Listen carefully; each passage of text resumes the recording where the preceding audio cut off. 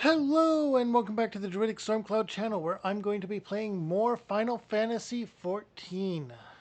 So, let's go to the chatting. When last we left off, we had finally met up with Hrosfelgar, who basically told us the truth of things and basically shattered Iceheart's sense of identity. As White Mage is approaching level 70, I've taken to leveling up Scholar a bit, so that we can still remain as a healer as we advance forward. Because our next step is hunting down Nidhog and attempting to slay him to stop the invasion of Ishgard. But what lies beyond that? Now that we know the truth that the Holy See is trying to hide, and will our Dragoon companion redeem himself or remain the annoying jerk that he is? Let's find out, shall we? Without further ado, let's jump right into the game and randomize our minion to the wind-up faction leader. Yay!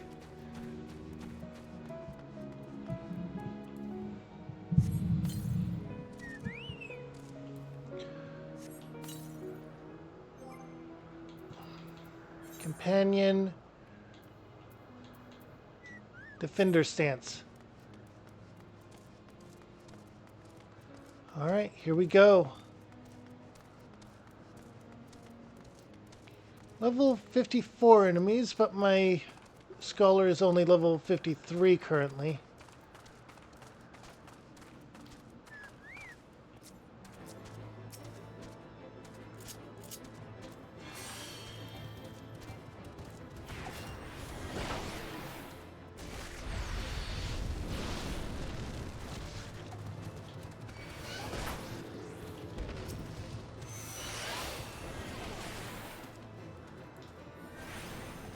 Honestly, the Chocobo AI is not good.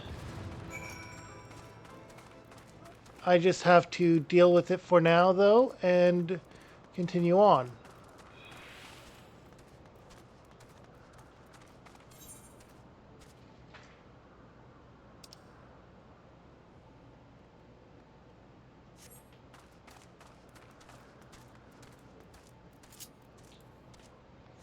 Random mount. Chocobo!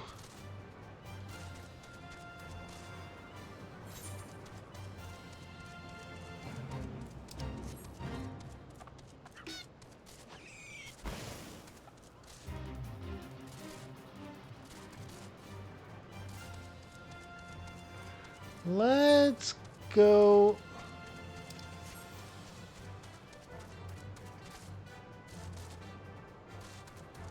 Let's go, let's go, let's go.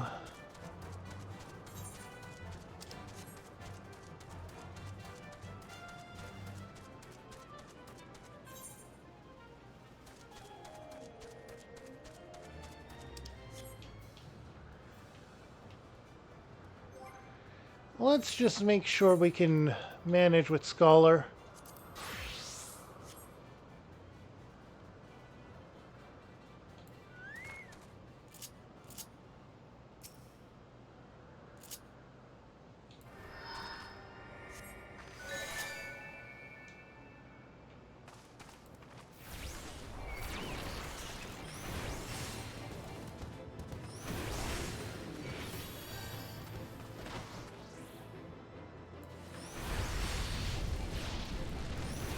Alright, and we can take on one level 54 at a time.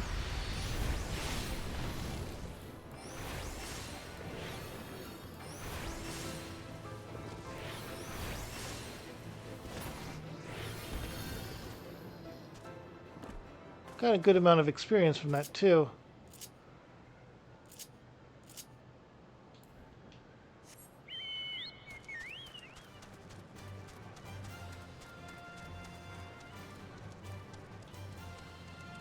Maybe we'll turn in a quest with it for now,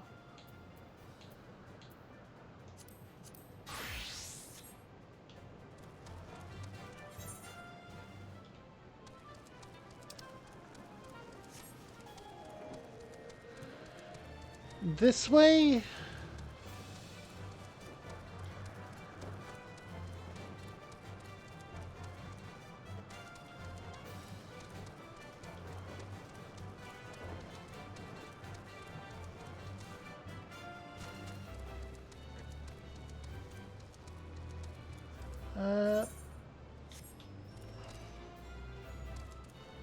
Let's... here was the next one. Apparently we had a rather direct trail that we completely ignored.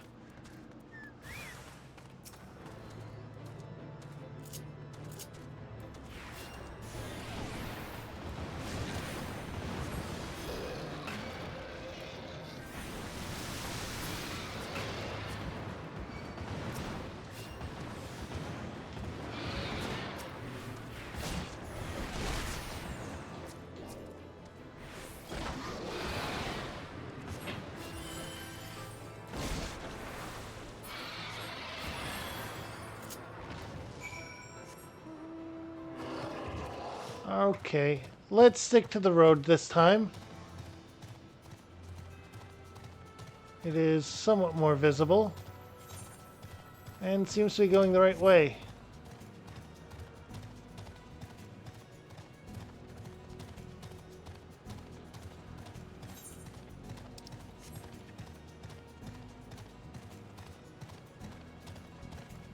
Okay, this is going good. New location, and there it is. That is exactly where we need to go then. Wait, what's that up there? Waiting to inhale.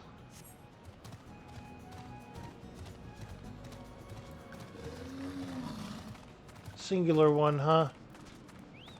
That's not going to be all.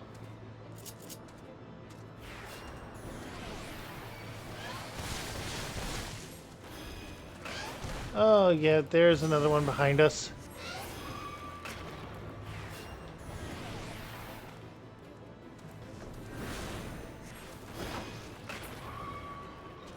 There we go.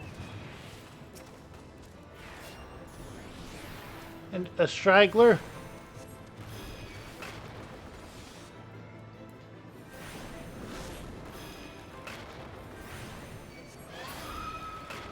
There we go.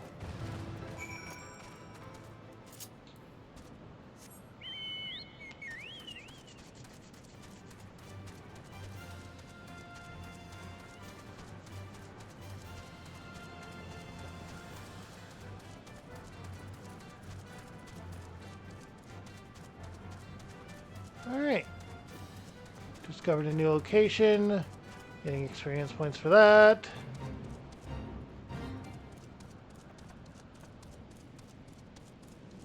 Okay. Alright, that is an Ethernet one. Okay. Or an Aether one. Aether. Alright, let's make sure that we can turn in the quest as a scholar. Oh, we cannot. We literally cannot. Okay.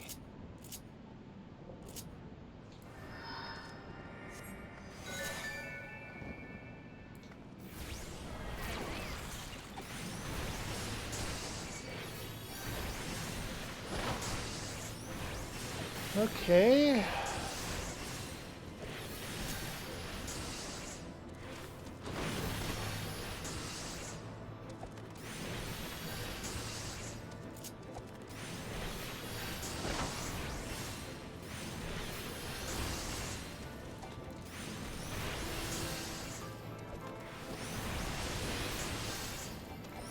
At the very least, I want to get Scholar up a bit more before we continue.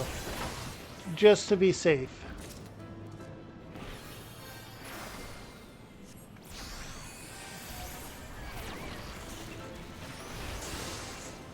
Bio is an excellent ability, and I will continue to use it because status effects are fun. when you're the one behind them.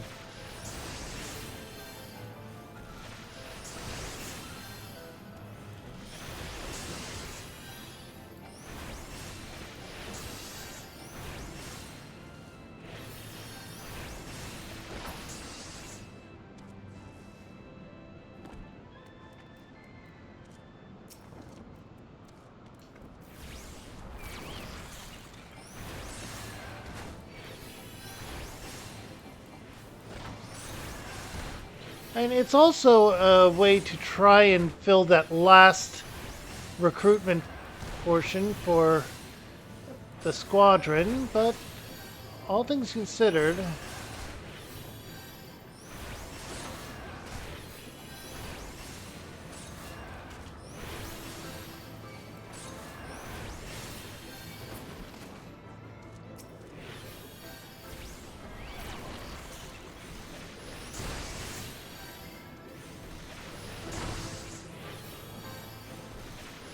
good, you've taken its attention, and I will move behind it.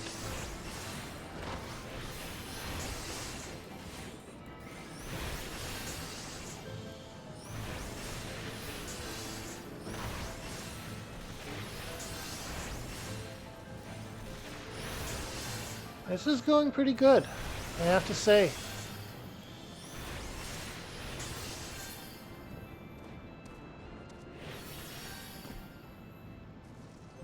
Hang on.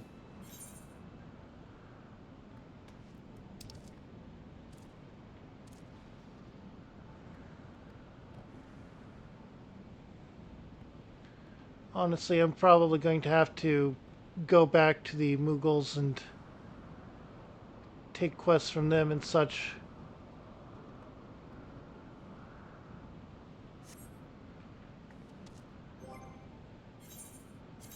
For now, let's just go back to White Mage.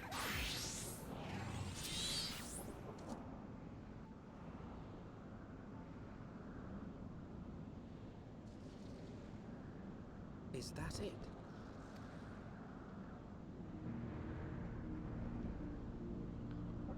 Oh boy. Aye, that would be the Airy. I feel Nidhog's presence through the eye, his caustic hatred gnawing at my soul.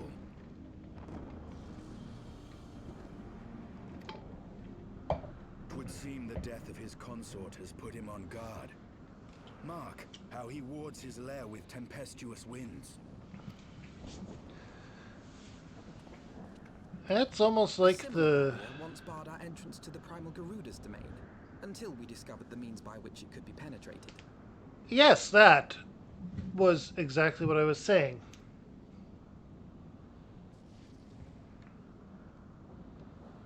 Mayhap it is time we called upon Master Garland.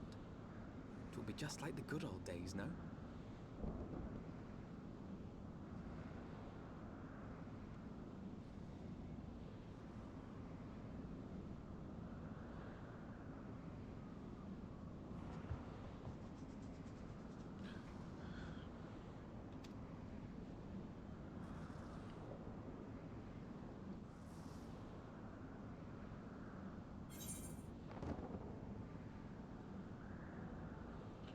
Alright, and we have to choose aiming, healing, casting. Honestly, we were going with the healing now, so let's go with that again. After all, it is currently better than what we actually have, so...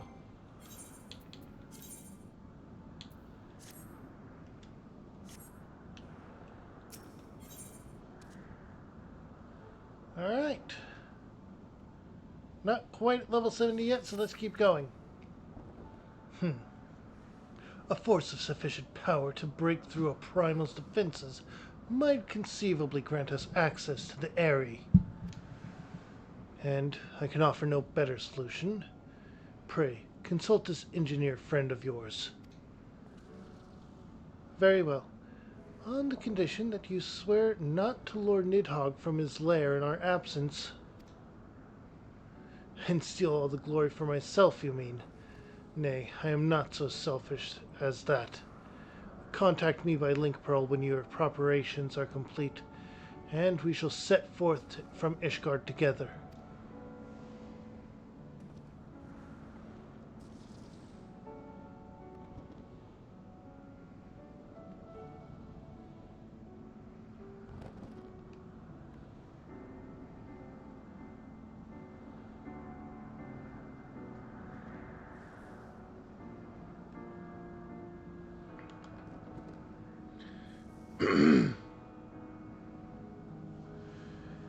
I suggest we rendezvous back at St. Rien's Forum. Or, I suggest we rendezvous back at St. Rien's Forum, Kiara.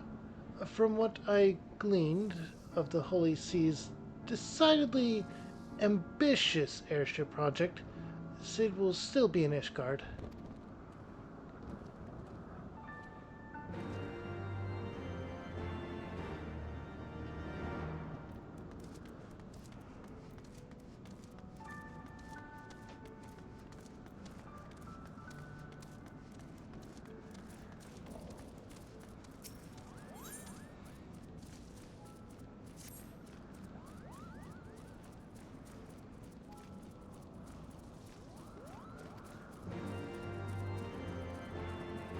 Oh, okay.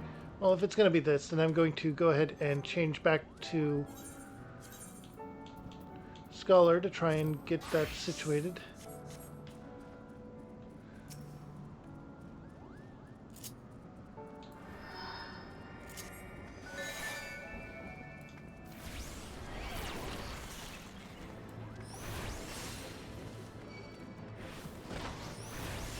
Okay.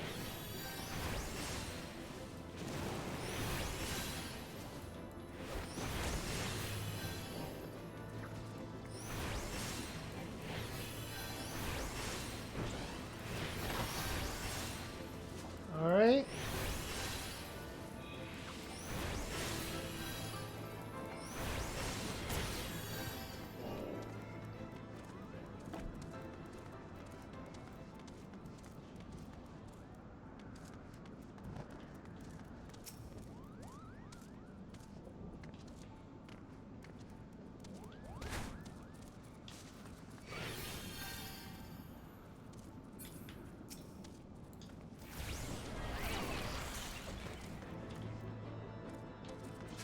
There we go.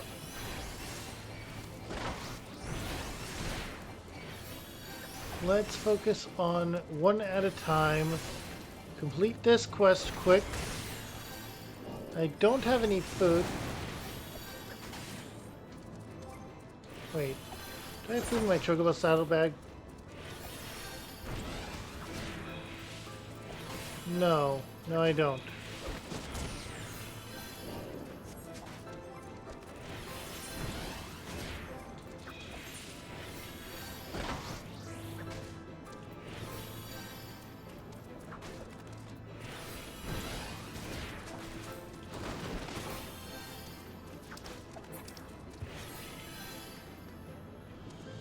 You'll notice the book is a Crag's book. This is because I opened the box for this because of being something I needed to level anyway.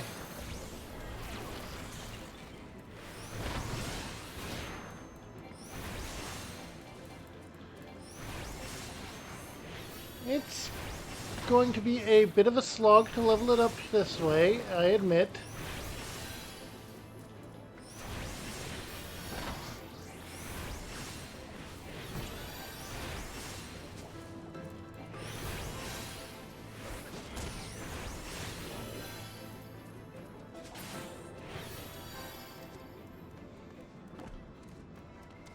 Okay, there we go.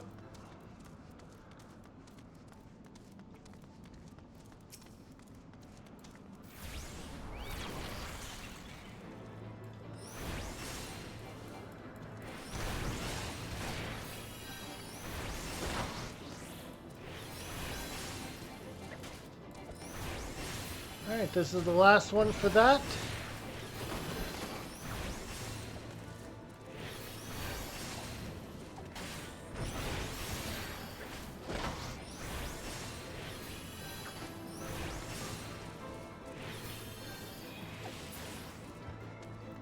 There we go. We cannot turn it in, though, because our level is not high enough.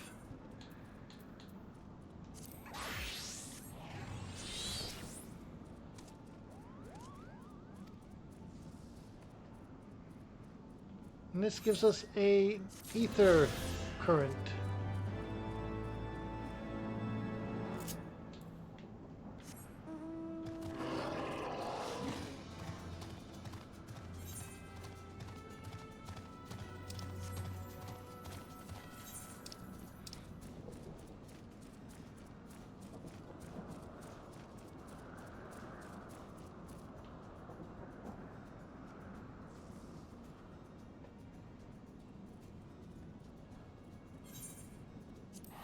Alright, and we will travel to the Foundation via teleport. How's it going? Glad to see you're back. Today I'm playing Final Fantasy XIV, and this is a character that was made via polls and friends on Discord. So we need to go to there.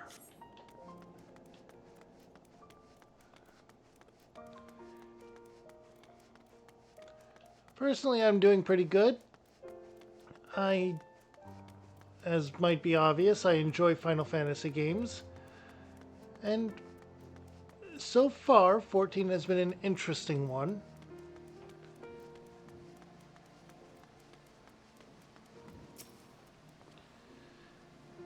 When last you saw Master Garland, he was advising the Ishgardians on their ailing airship, correct?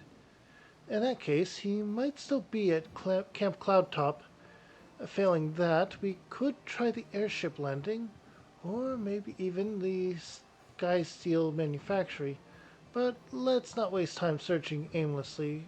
Someone in the city is sure to know where to find him. The question is who. Sir Emmerich would seem the obvious choice, but there is no guarantee that he will be able to grant us an audience at short notice. Ah, I have it. Count Edamont's youngest son prides himself on knowing all of the Holy See's juiciest rumors. Let us return to the manor and see if Lord Edamon, or he is about. I remember that you had dropped by, I think, just yesterday, or the other day. It wasn't yesterday because I didn't stream yesterday.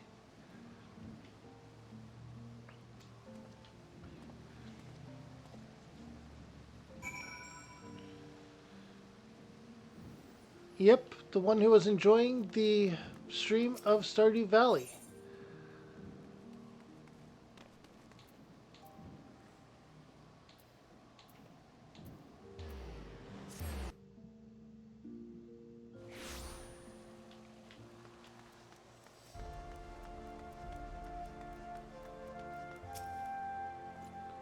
Welcome, Mistress Frostborn. Shall we show you inside the manor?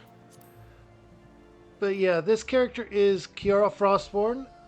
I put up a few polls on my Discord previously, and then for the finishing touches, a friend of mine actually was in charge of deciding which ones to go with. And that's how I got a white mage. Let me hide the headgear.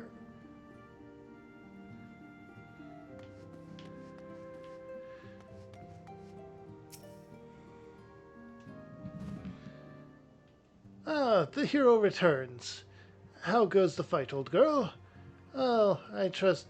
In search of a Sid Garland, you say? Then say no more.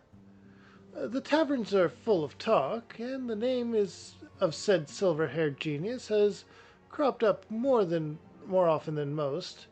I fear he has been tasked with getting that monstrous airship the Holy See commissioned to actually fly.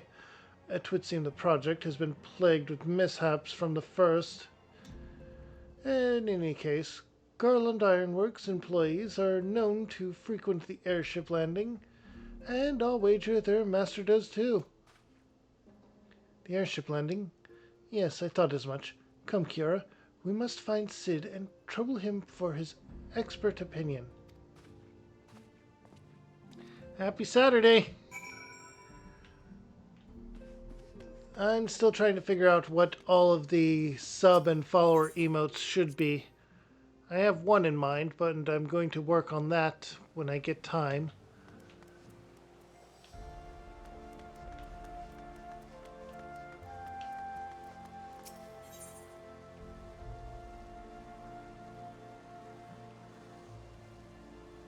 Okay. Airship landing is over there.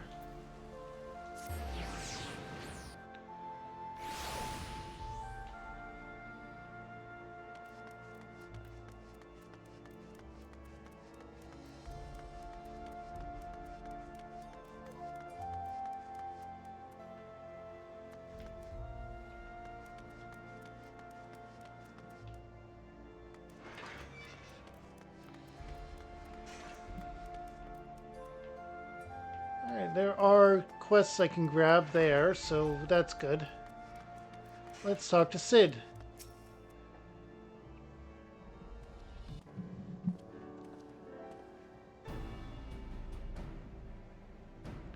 Kiara, Elfinod. How fare you both? Not terribly well, judging by your faces. Greetings, Master Garland. I'm sure it will come as little surprise when I tell you we have need of a favor.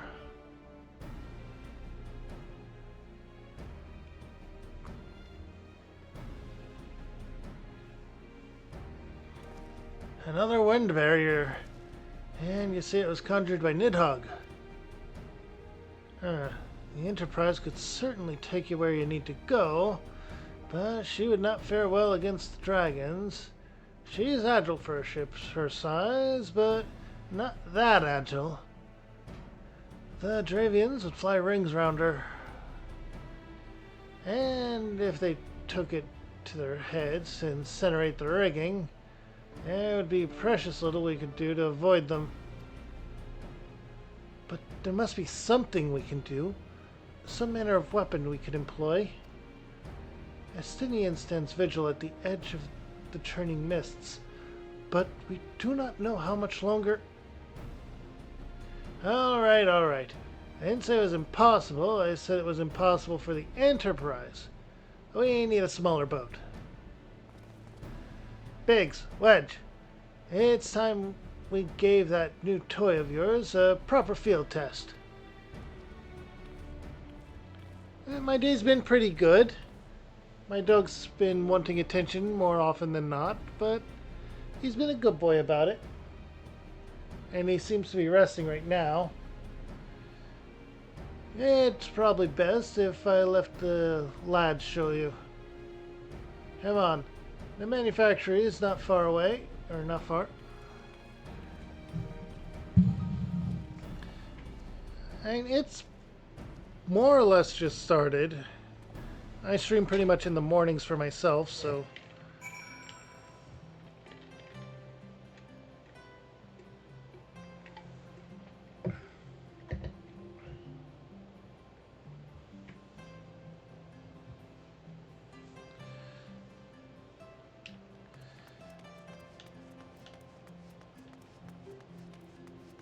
And if I found a better time frame to stream, I would stream then, probably. But at least for now, streaming in the morning seems to... Well, I have a viewer at least, right?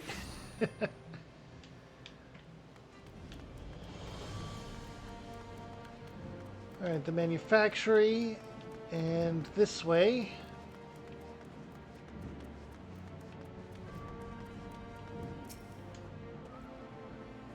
Our little project's just inside. Oh, you're going to like this one.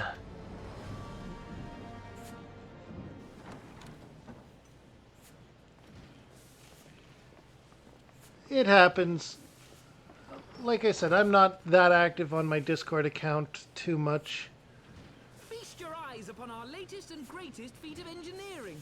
We call it a mana cutter. Huh.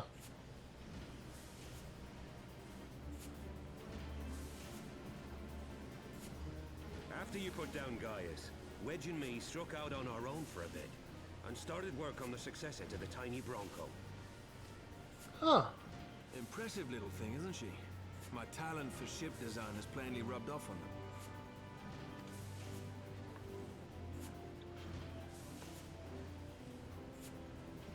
They've adapted the principles of corrupted crystal technology and constructed a mechanism which converts ether from its surroundings into elemental wind.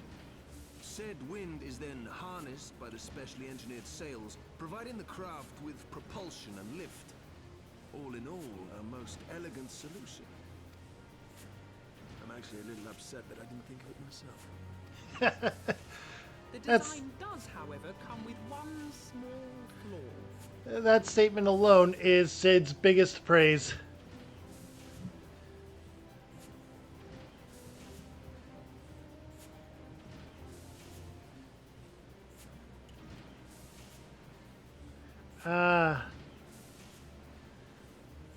That's fine.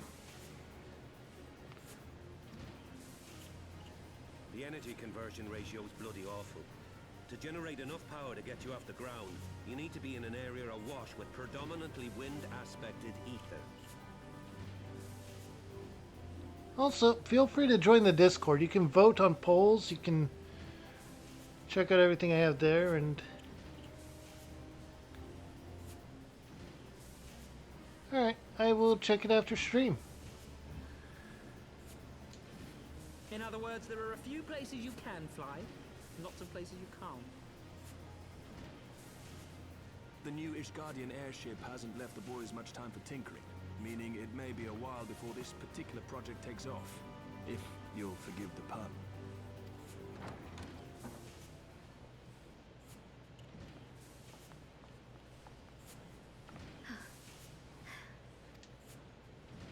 Tataru, what's happened?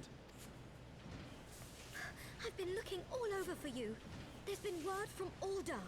It's about Her Grace, the Sultana. Oh?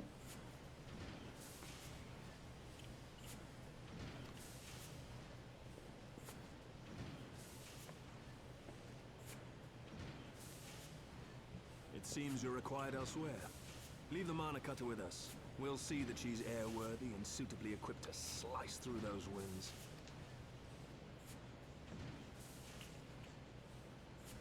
You, meanwhile, should concentrate on providing Raoban and the Sultana whatever help they need.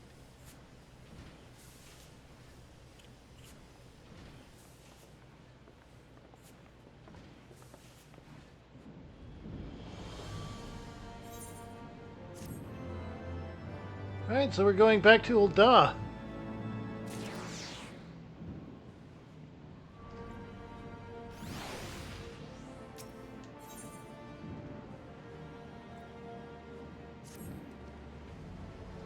General Roban says they may have uncovered the Sultana's whereabouts.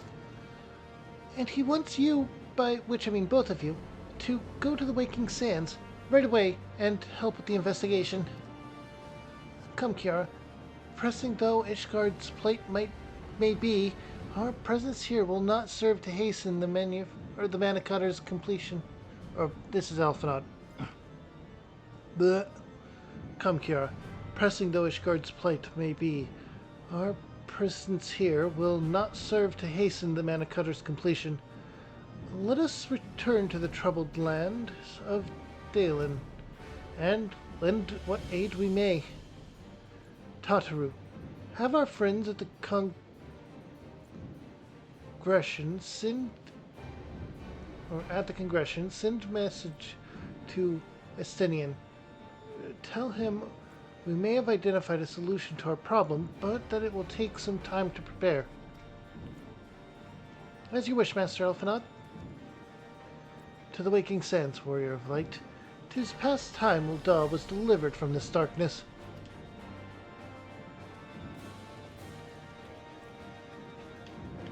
Alright.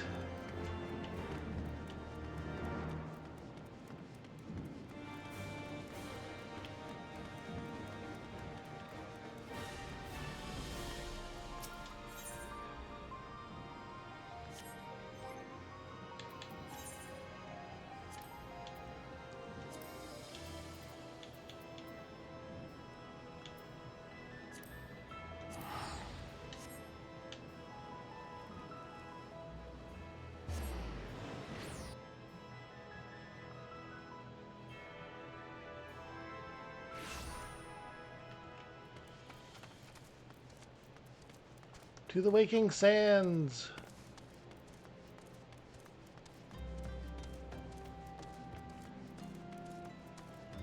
Actually, yeah, we need to repair our gear as well. Repair all.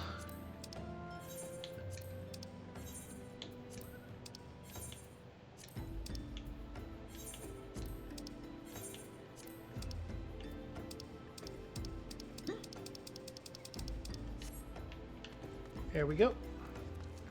And yes, I did name my chocobo after my dog.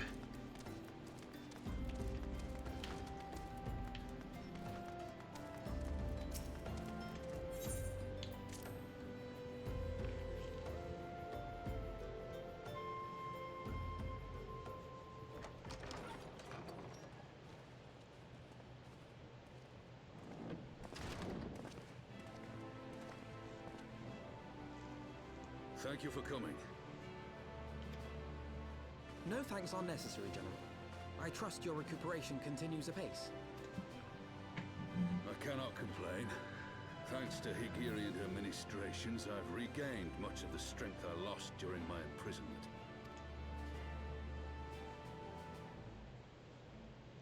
I gather you have made progress in the search for Her Grace. Aye, some good fortune at last. A few days past, Dulala informed us that a sizable shipment of alchemical supplies had been delivered to the palace.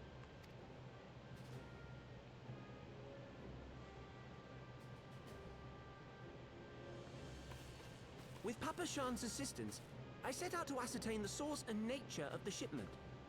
My inquiries led me to Frondale's frontistery. There, I learned that an order had been placed for a curious substance designed to sustain patients trapped in death-like slumber. An invention of the former head alchemist, apparently. Interesting. And, oh, my dog is doing good. He still has a bit of an ear infection. It's clearing up slowly but surely, but I think him scratching in the ear is making it a bit more of a slow recovery than it should be.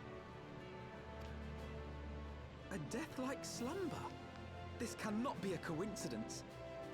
It lends some weight to Dulala's claims, aye. Her Grace is likely somewhere within the palace, abed but alive. Before making any attempt to extricate the Sultana, however, it seemed prudent to learn what manner of substance was used to induce her torpor. To that end, I made inquiries as to the whereabouts of the one most like to have administered it. The lady-in-waiting, Meriel. We sent for you as soon as we learned of her location. All that remains is to apprehend the woman. We shall find our cat's paw in the Silver Bazaar. But we must tread carefully. The market is not the bustling place it once was, and someone is sure to mark our coming. Should they inform the monetarists, we'll have a fight on our hands. We must be prepared for the worst, and being short an arm, I thought it wise to take another in its stead. What say you, Warrior of Light? Will you lend me yours?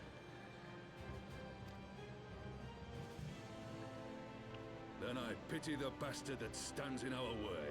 Come, my friends, for Nanamo, and for Uldar! I mean, I'm almost at the point where I'm going to get him a cone to put around his head so he doesn't do it.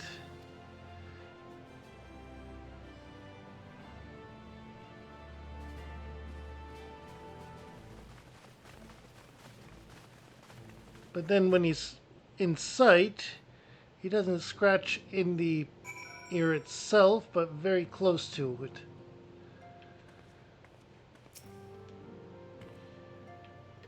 Our target is Miriel, the Sultana's former lady-in-waiting, a woman of Midlander heritage. I am told the two of you have met. Our sources indicate that she left the palace shortly after the incident and quietly rejoined the dwindling population of the Silver Bazaar. I suggest we begin by questioning the market's residents and confirm that Miriel is still in hiding there.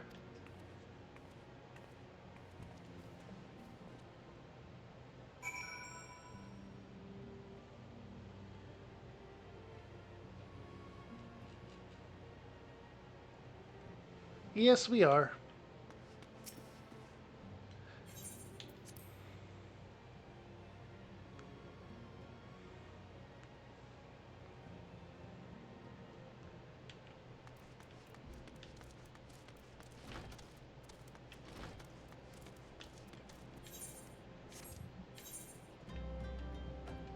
And the Silver Bazaar is down here.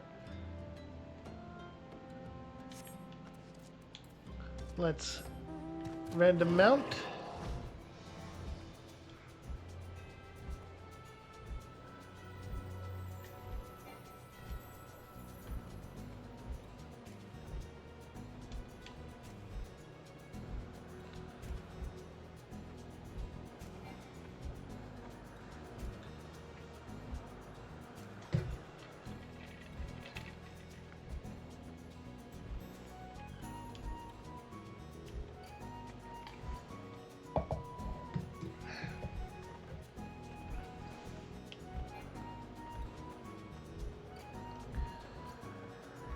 Right.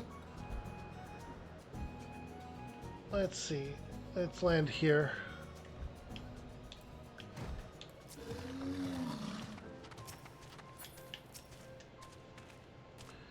There we go. She's here. Left the city for good, she says. And barely leaves her house, though. It's the one closest to the market entrance. Barely leaves her house. This is not a good sign off the bat.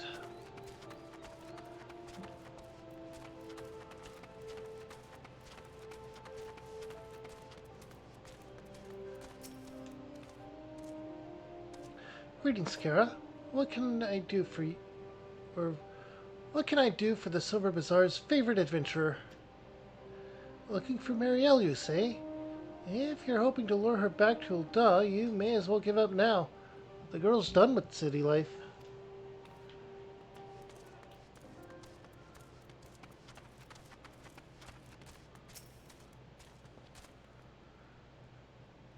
Do I know of any returning residents?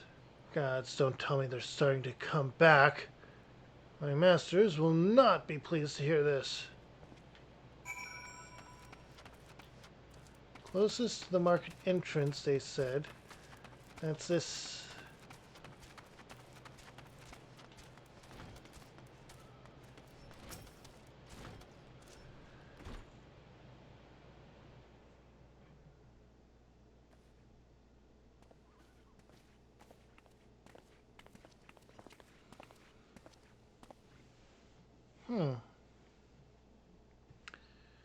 Well, you get flying mounts after You the are Mary, main, the Sultana's former lady in waiting?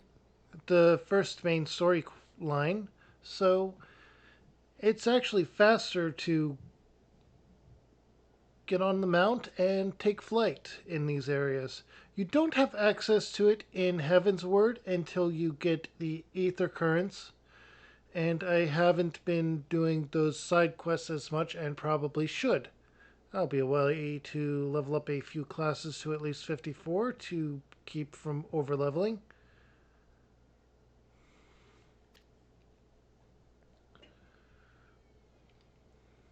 I know no one of that name. Pray excuse me.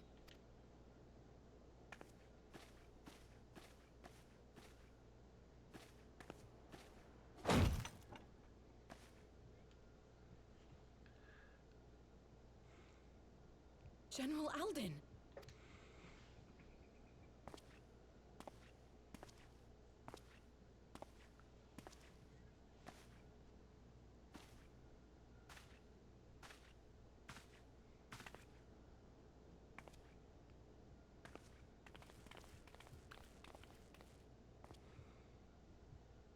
We will have the truth from you, girl.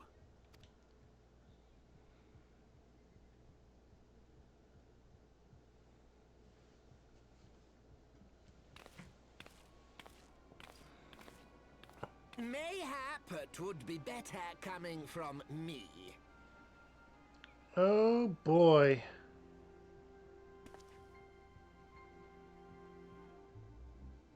Lonorito, you best talk fast.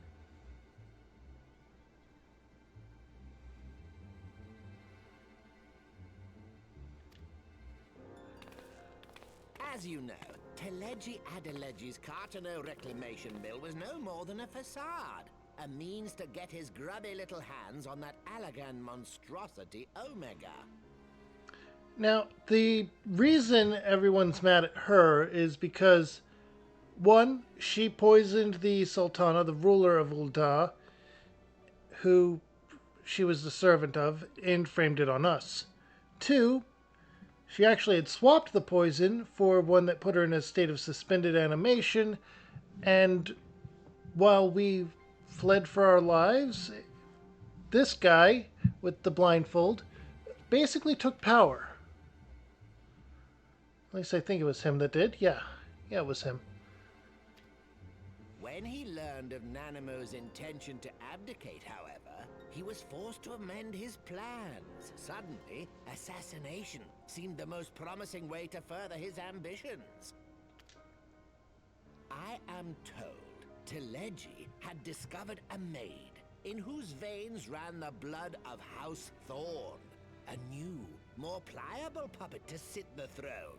'Twould have caused an uproar, of course, but few could have contested her claim.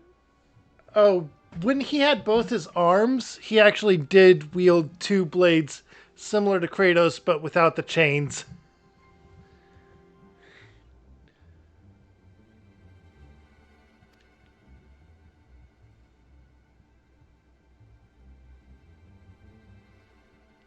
Was plain that Teleji's wild machinations had outgrown our ability to control them. So I decided to usurp his scheme and left the fool to seal his own demise. And what of Nanamo? Oh, I have no desire to harm her grace. 'Twould profit me little to destabilize our government. Thus did I employ young Mariel here to administer a potent sleeping potion in place of a poison. A sleeping potion, he says.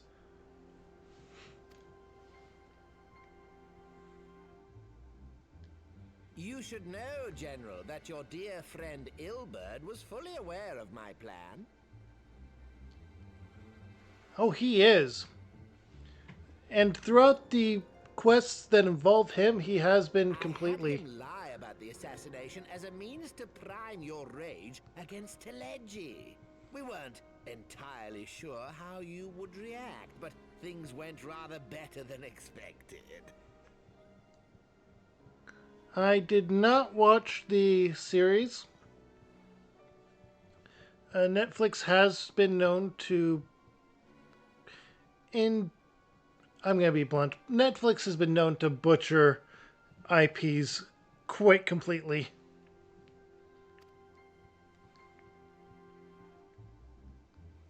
You conniving little worm. You had your claws in the Crystal Braves before their first recruit had sworn to serve. But of course, when a new game begins, 'tis only prudent to have a piece on the board. Ilberd was mine. Truth be told, a significant proportion of the Braves' initial endowment was also mine. With such large sums moving about, 'twas a rather trifling matter to disguise my own contribution. Yeah.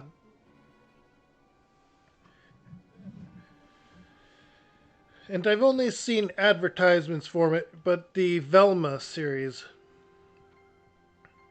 It's like they only look at the cliff notes of a series before making their Netflix adaptation of it.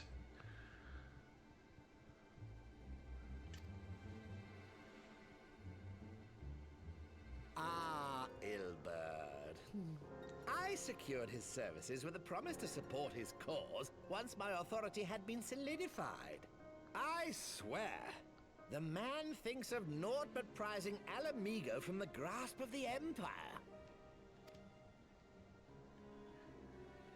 Unlike you, General, the poor fellow seems quite unable to forsake the land of his forefathers. Mayhap that's why he called you a traitor to your people and a disgrace to your homeland, amongst other things. What was it he always compared you to? Oh, yes, an overgrown lapdog begging for scraps at the Sultana's table. Oh, how we laughed.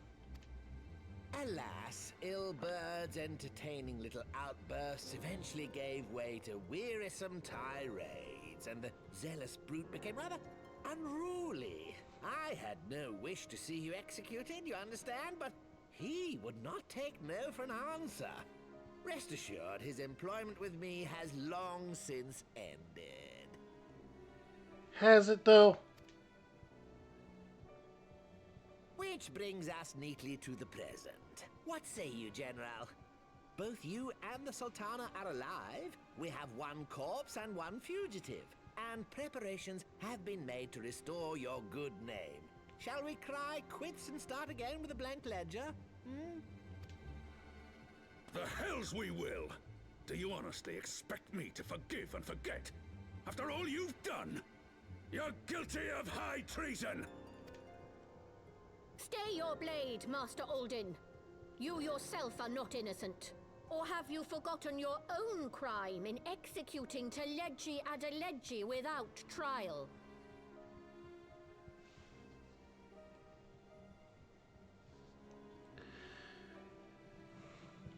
Though you acted out of loyalty to the Sultana, such deeds are in violation of both the word and spirit of the law.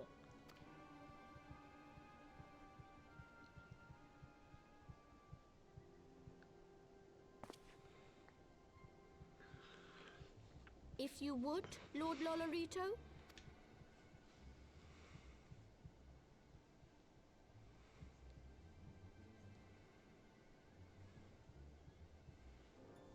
This potion will wake the Sultana from her slumber. Consider it a gesture of conciliation. You will find her grace resting comfortably within her private chambers. Should you doubt my word, I shall willingly accompany you to the palace as your hostage.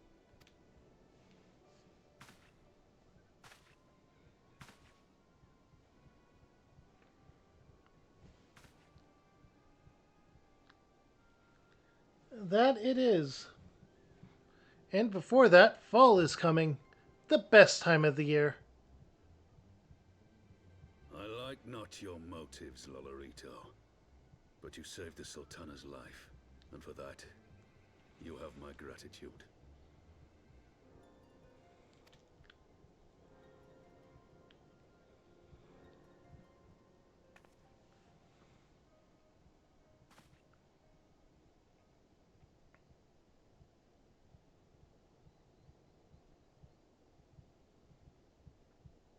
Rauban Aldin, you are hereby reinstated as General of the Immortal Flames.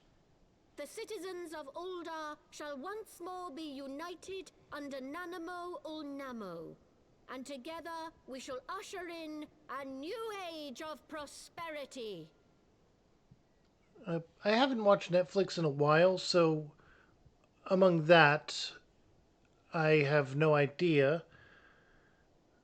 And I actually haven't watched Game of Thrones, so I'm not entirely sure on the storyline of that.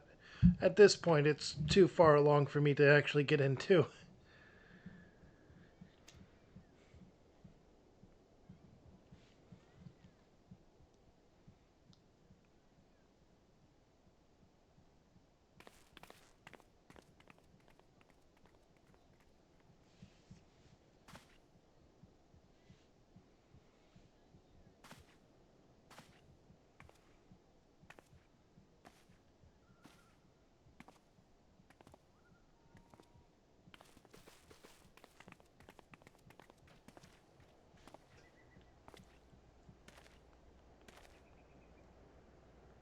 But things are getting much more and more complicated in Ul'dah.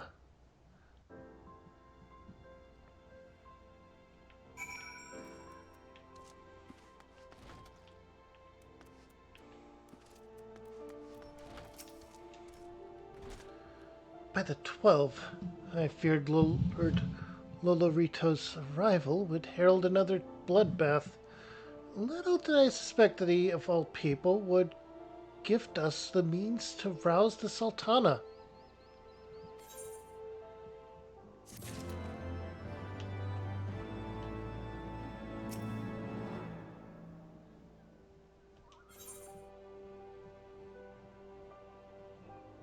Awakening in Ul'dah. Shall we make our way to Ul'dah? I should imagine Bartholomew has been instructed to admit us.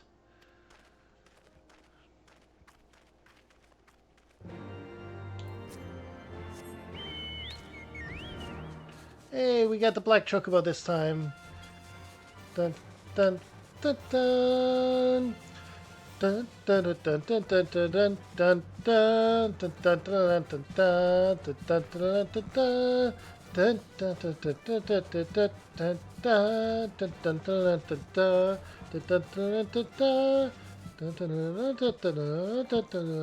dun dun dun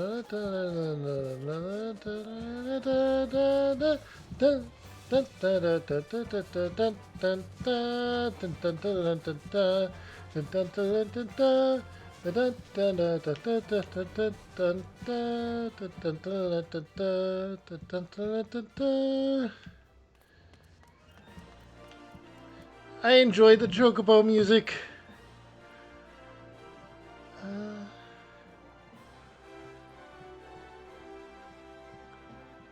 Yeah, I have played the I have beaten the first two, and I had played a bit of the third one at one point. I think I have the collection for the PS3, and honestly, I could probably set that up to run stream on that with my capture card.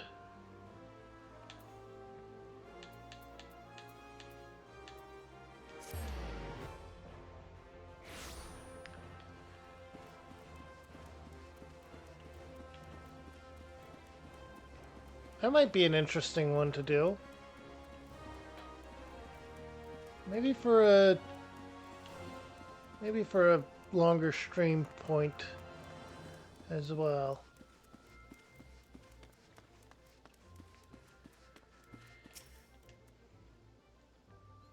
Flame General Raban mentioned you might be coming. Please, this way if you will.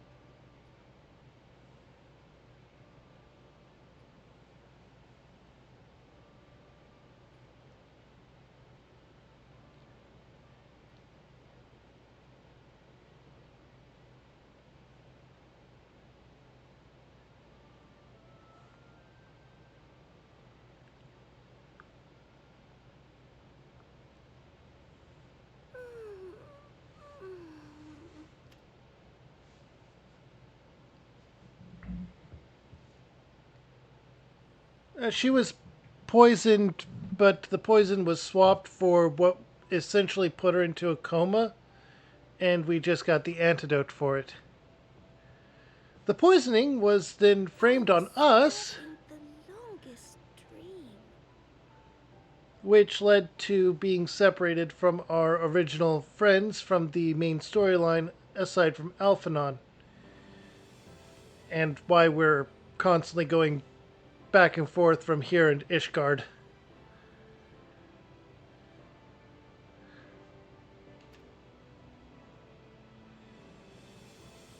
Tis time to wake up, Your Grace.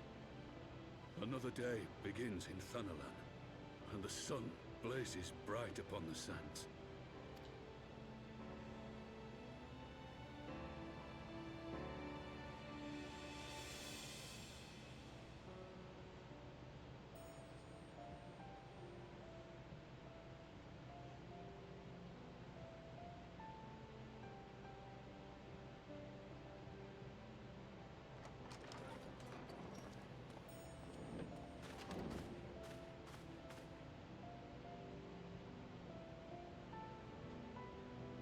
Her Grace is awoken.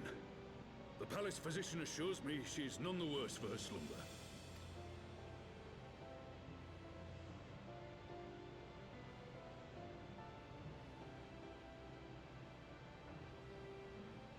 I believe Her Grace will soon resume her plans to place the government of Uldar into the hands of its citizens. Whatever path she chooses to take, I shall walk it with her.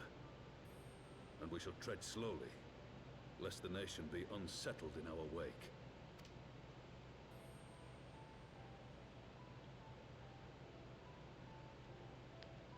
Her Grace's compassion is a shining beacon to us all.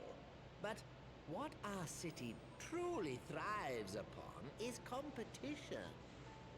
'Tis in the struggle against our rivals that opportunities are seized and fortunes made. And with the Empire on the offensive once more, now would hardly seem the time to turn our system of government upon its head. Are you privy to new intelligence, my lord? I would hardly call it new. Remind me, what was the name of that enormous Imperial warship which met its end in Mordona? Oh, wait, I have it. The Agrias. Yes, well, 'twould appear that the Garleans have been hard at work on another such vessel. Oh boy. How close are they to completing this ship? Is it operational? Its maiden flight was a success, I hear. I should imagine Emperor Varys is eager to see how it performs in battle.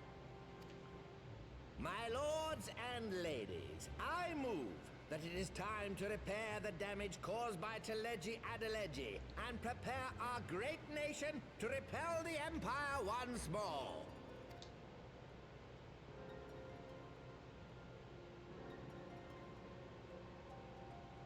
So that's why he decided to make a truce with us. Okay, that makes much more sense than him being a decent person. 'Tis well that the Sultana has awoken. The Syndicate yet needs to put its house in order, but 'twould seem the worst of the confusion has passed. Uldar has taken control of its future, and I must do the same.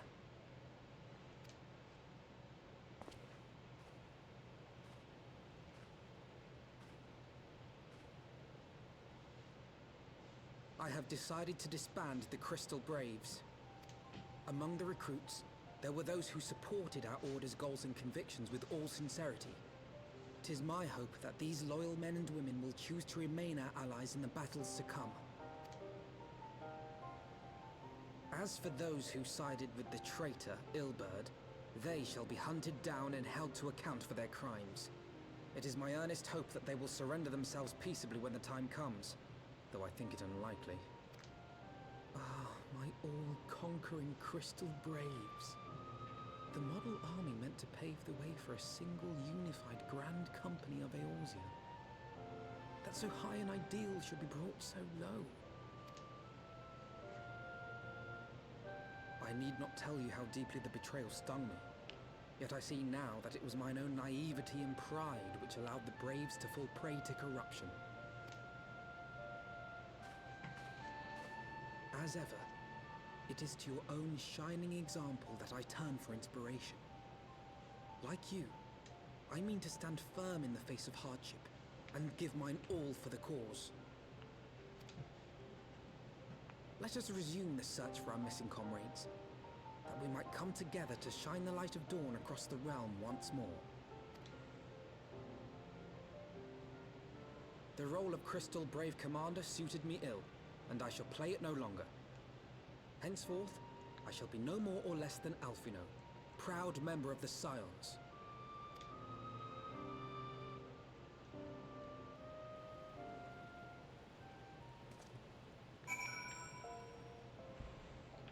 Alright. I blush to speak thus of mine inner turmoil.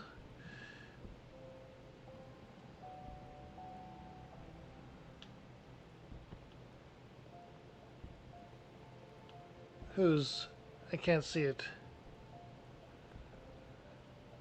I have a staff and...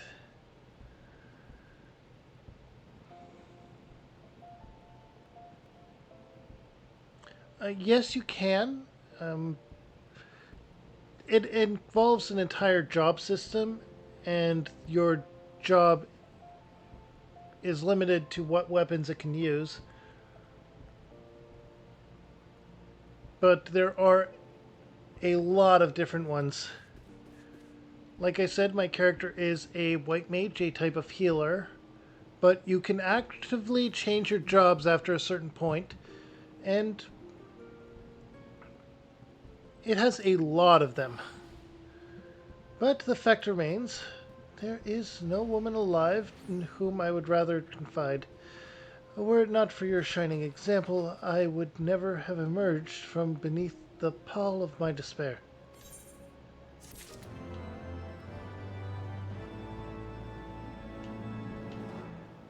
That is a spear, so this guy is a lancer.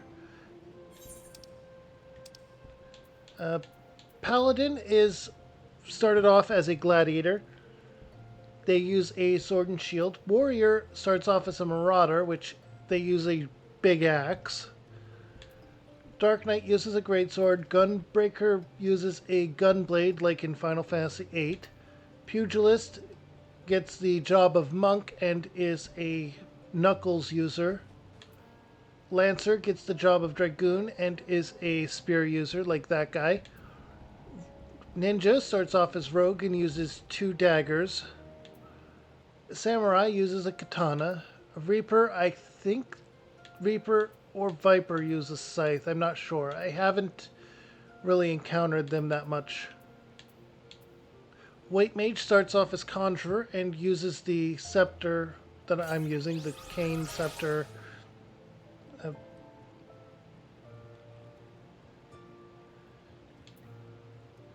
Scholar is part of a branched off class. Astrologian and Sage I haven't unlocked yet. Archer becomes Bard and uses a bow and arrow.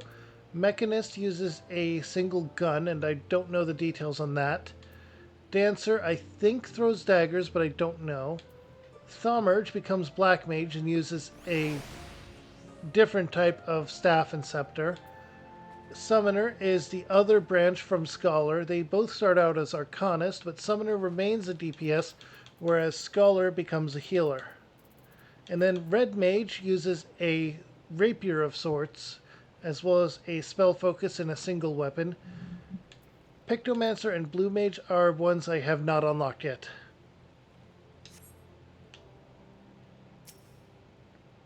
And as was the result of a poll, my next one to focus on will be the Archer and Bard quest line.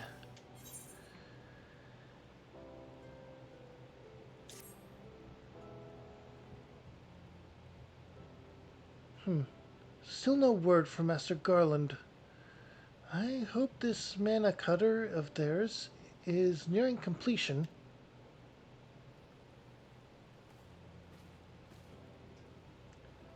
I am assuming that Her Grace will make a full recovery. Or, I am assured that Her Grace will make a full recovery. Aye, and Ul'dah too shall flourish once more. General Raban and his colleagues have matters well in hand, I believe. Lady Yagiri, a question, if I may. I believe your people have been keeping a close eye on the Crystal Braves. Might you know how things stand in the Rising Stones? Aye, of course. You'll be pleased to know that the 3rd Unit Braves abandoned Revenant's Toll when they learned of Captain Ilbaird's defeat. The only blue uniforms to be seen there now are worn by soldiers loyal to you, Master Alphanon. To me, I see. I'm grateful to hear that at least some of our members were true to their oaths. Ere we return to Ishgard, I must go to the Rising Stones and thank these stalwarts in their service. It shall be my final act as Crystal Brave Commander. Will you join me, Kiara? You were there at the company's inception. 'Tis only fitting that you be present at its end. And I would appreciate the support.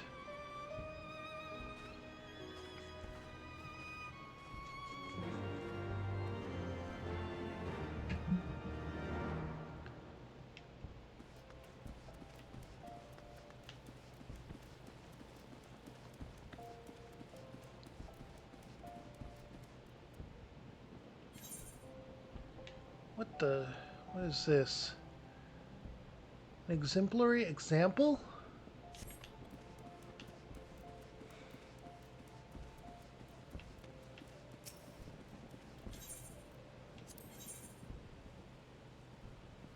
Oh. There's a continuation of the job quest at this point, it would seem. Interesting.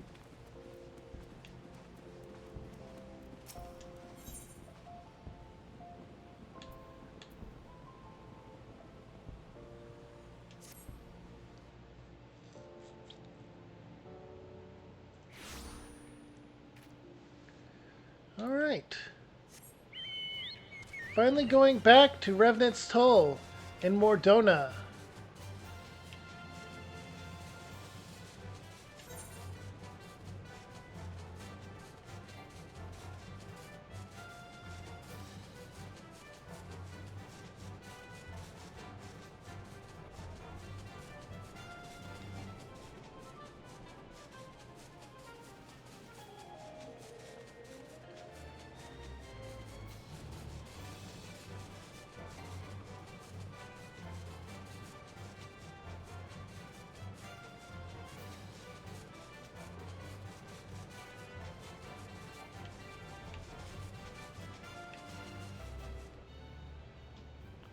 Alright, here we go.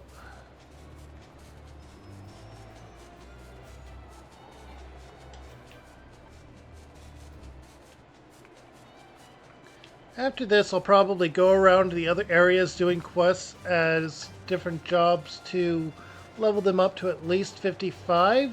That way I can start taking quests in the main story as them. That way I only keep new until either I reach level 90 or 90 days after the server loses its status as new. The effect actually doubles the amount of experience I get from defeating monsters and completing quests. All sources, really.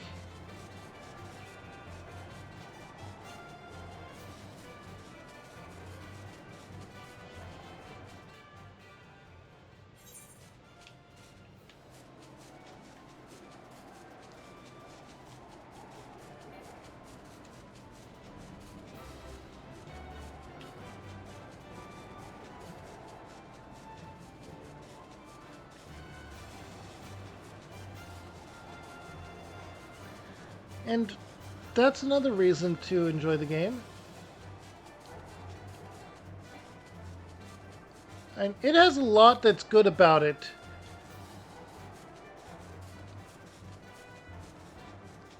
And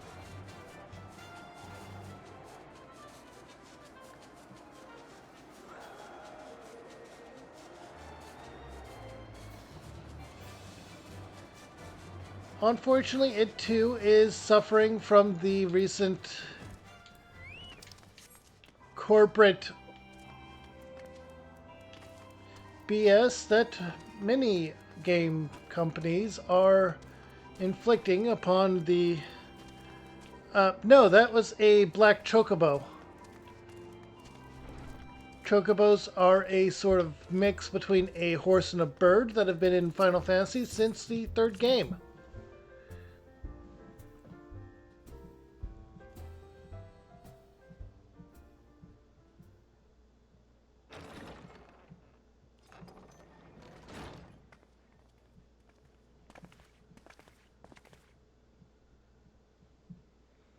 Commander, you're alive! Hi, Kiara too. I knew you'd scrape through. Okay, there we go. My splendid Crystal Braves, I have wronged you, all of you. My promise of glory and salvation have brought you naught but blood and betrayal. Bah, you'll not hear us complaining. 'Twas a sight messier than expected, aye, but we was still fighting for freedom and all, or of all, just like we swore. Ain't that right, mates? These are the few individuals that didn't betray us.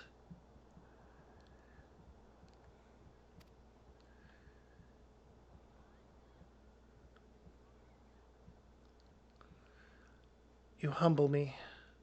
I am truly blessed to have such steadfast comrades. It is with the most profound regret that I must. That's enough of that, Commander. We know what you've a mind to say, and we ain't having none of it. We've talked it over, and we're all agreed. You can take our uniform and strip us of our ranks, but we won't be no less of a company. But the Braves, the Crystal Braves. The Crystal Braves may be finished, but the ideals upon which the company was founded live on. They bind us to each other and to you.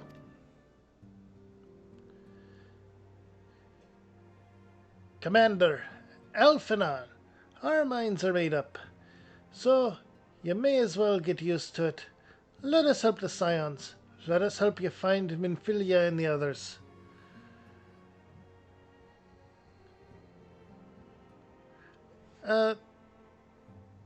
This one, right now I'm in a story. Right now I'm in a more story-focused portion of quests, and in addition, this class's level, each class has its own level, is significantly higher than the enemies in the area that I was in, which means they did not actively target me. The ones with red triangles by their names will actually actively target you if you are near them. This doesn't happen as my level is way above them, and that is the main thing that is keeping the game from being more combat area'd. Also, I flew over a lot of enemies earlier.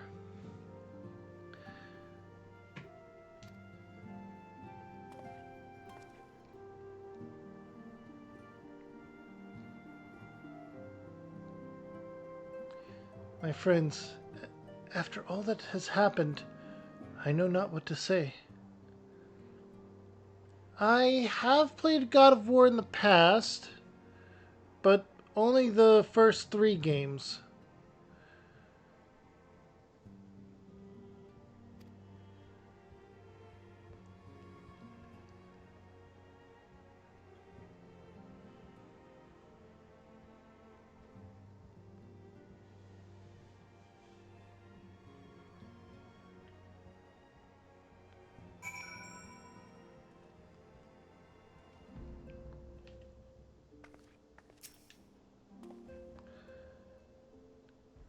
Pray excuse me, I had thought my tears spent.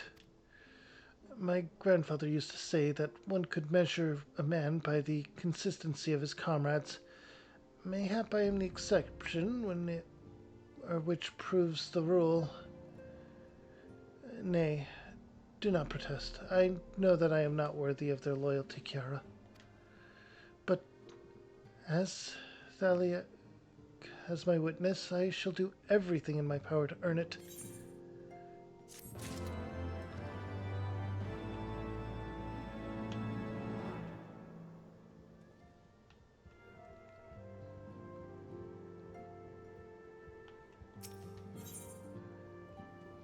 Oh, yep, level 55. I knew it would be up.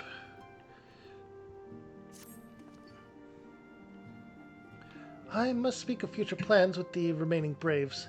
Any information we uncover on the missing scions will need to be shared with our allies across the realm, specifically Urengier in the Waking Sands and Tataru in Ishgard. While we are organizing our various channels of communication, I would ask that you call upon Master Garland in the manufactory. I will join you in Ishgard as soon as I am able.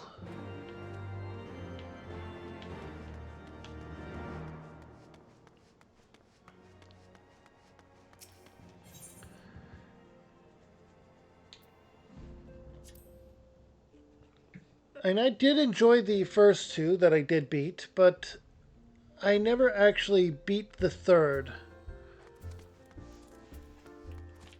This was mainly due to various things happening on the other side, or on all my... A lot of things were going on at the time. And eventually I lost the cartridge I was using.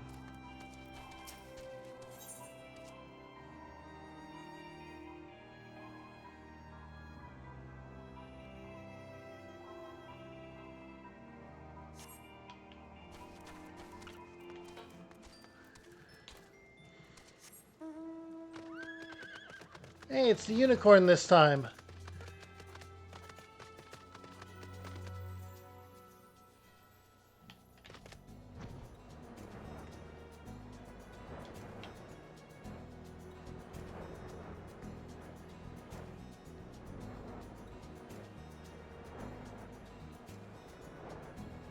And there is a lot of combat in it, and the over-leveling does not apply when you go into dungeons or other instances. It actually scales your level back down to an acceptable area for having a reasonable fight.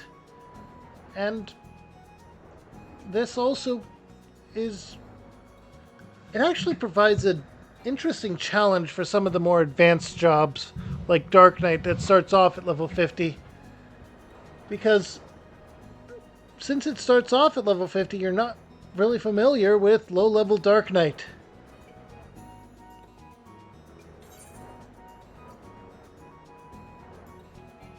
Wait, that's Stone Vigil. I need to go to these steps of faith.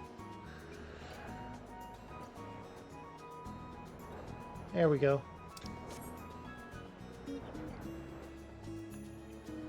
The red mark on the snow... This is a pin for location. This is an arrow indicating it goes to another area. And that glowing portion over there was actually a part of the moon that sealed Bahamut away that was destroyed before the events of the game.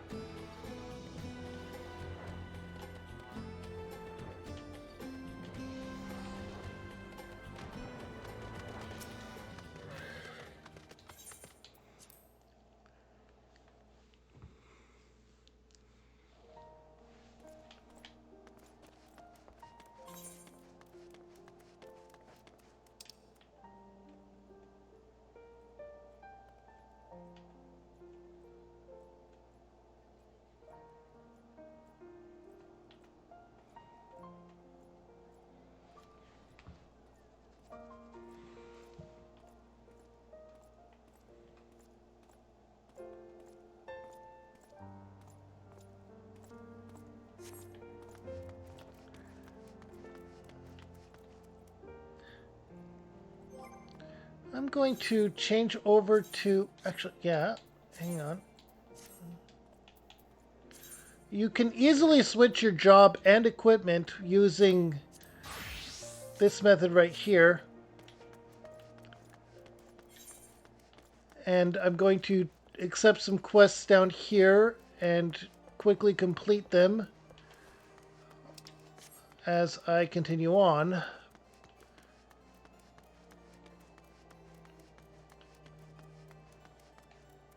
Oh, that was up there, wasn't it? Okay.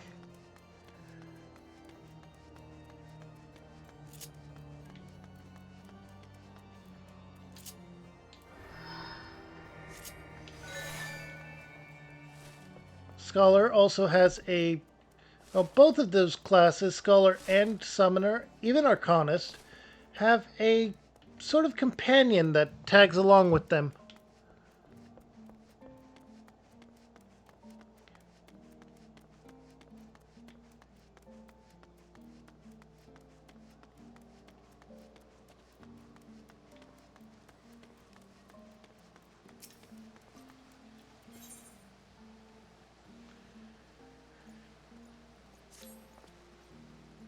Temple Knights are recruiting. It has been my dream to join their ranks soon I shall make it a reality. I have told myself I would give everything to be a Temple Knight, but one of the rules gives me pause. We are forbidding from marrying while undergoing training. Hearing this brought me to mind of a promise I made long ago, given to flights of fancy and romance, as children are wont to be. I promised a girl that we'd marry when we came of age. I was but a boy. Just a boy, and to be honest, I cannot even remember her name. But I worry she may still be waiting for me. All I can recall is she was a ward of the House Helmetre. I realize the chances are slim, but I ask that you find her. Tell her she need not wait for me any longer. I could not bear knowing a girl wastes her life waiting for the impossible. Yes, there are, in fact. The very place we are in currently is at a constant war with the dragons.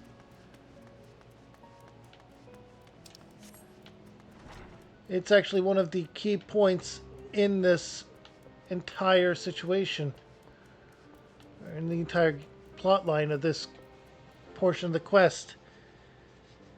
In fact, one of the minions you get through a story quest, or no, not mount, minion guide,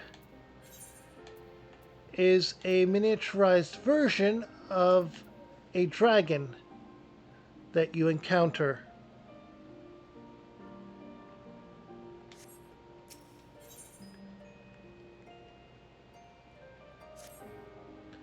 Hey, you there. Would you mind taking this bottle of mulled wine to the gentleman downstairs? He's a regular around here, and a rather affable one at that. But for a recent lack of employment, he's been looking to get deep in the cups. Thought I'd treat him to a mug of this today and keep a bit of weight off his coin purse.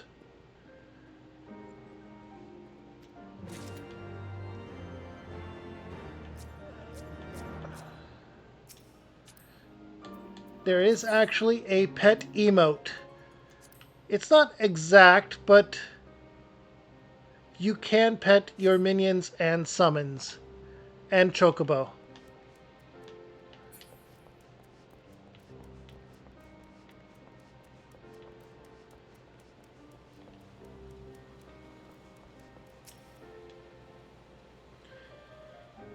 How did this happen? I feel as if I'm trapped within some waking nightmare. What? What's this? Off out from Gibelrunt. That admirable bastard. That's why I need to help drown my troubles. I was a knight in service of a proud noble family, as until my dear lady was accused of heresy. Everything changed after that. Their prestige, their pedigree, everything was stripped away, including me. They say drinking is merely pause from thinking. Oh, that I could take from a bottomless mug.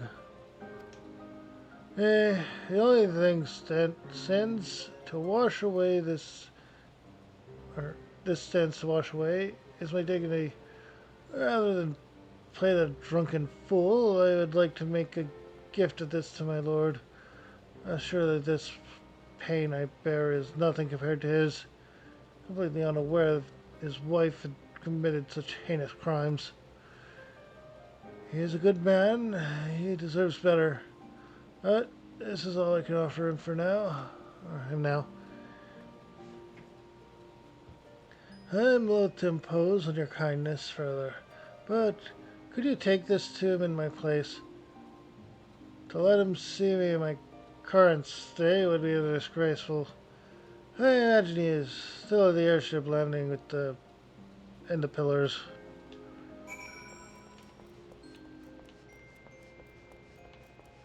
Alright. Accepting quests and continuing on. Wait, there's still one I can grab in this area. Where?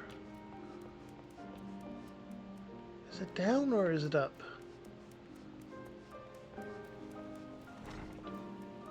There you are. Okay.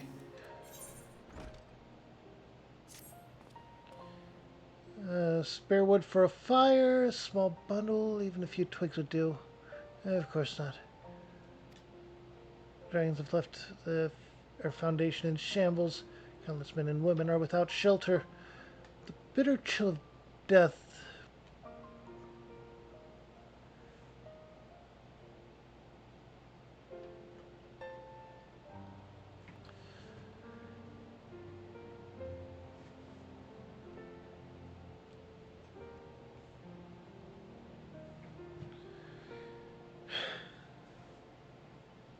Next, fear some may not even live through the night.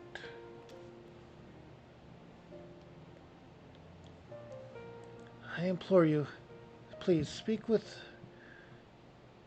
at the congregation. Tell them we must have firewood for the citizens here in Bruma. Okay.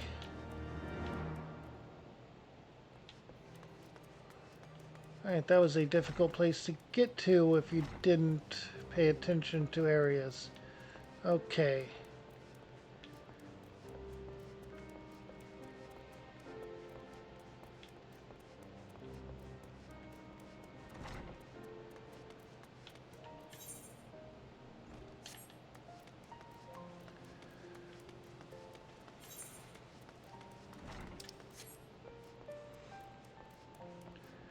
Alright, just take a quick round of quest get and yes, is there aught I can help you with? I see, I'm hardly blind to the plight of my people, but firewood is something of a commodity these days. I cannot hand it out freely as I might otherwise. However, I may have a solution. During the recent Drevian assault, a number of buildings were destroyed. Though I thought it a grave misfortune, but there may yet be a silver lining. The timber we've collected from those buildings is unfit for reconstruction. You may take as much as you like to the Brune.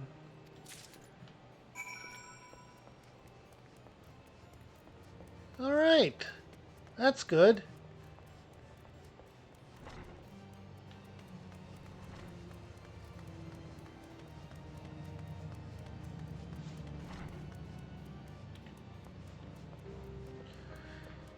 All right. Good, good, good.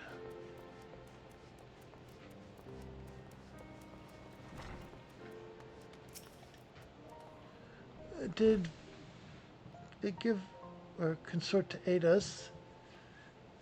Was there any wood to spare? My word, this is... I do not know what to say. How did he amass such quantities? No matter. Go and distribute this to the people down below. We must do what we can before this cold claims any more lives.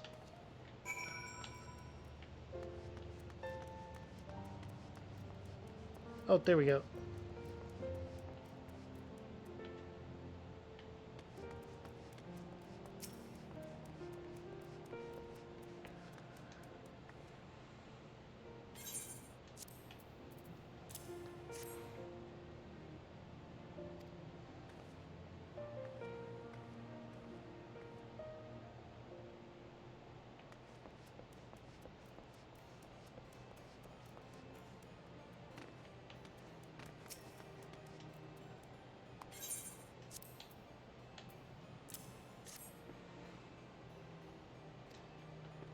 Alright. And I see the last one over there. Let's go ahead and hand that off.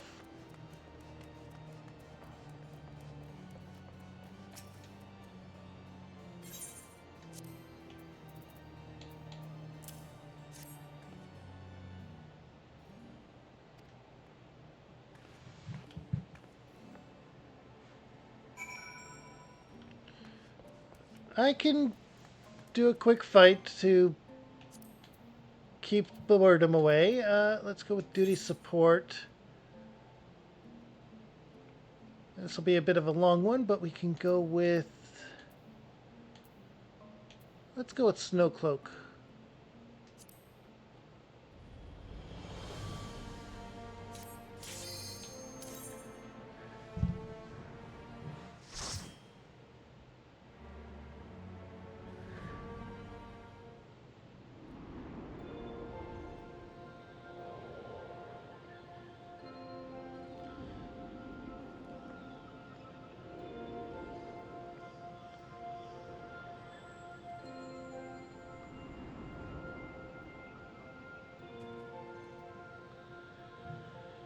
This will actually get the level up quicker too, I believe.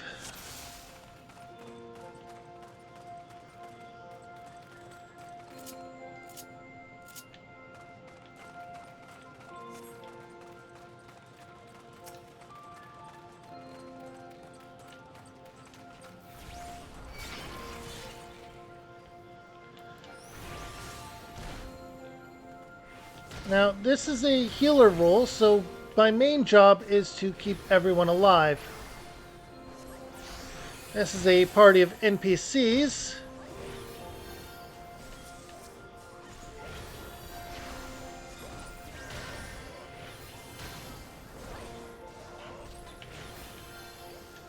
Though I do have the bio spell and ruin.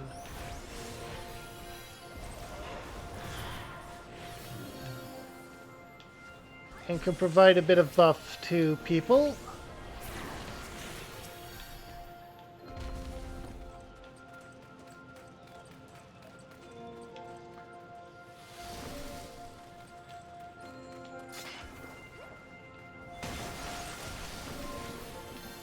Tanks, DPS, and healers are the three roles that a party has.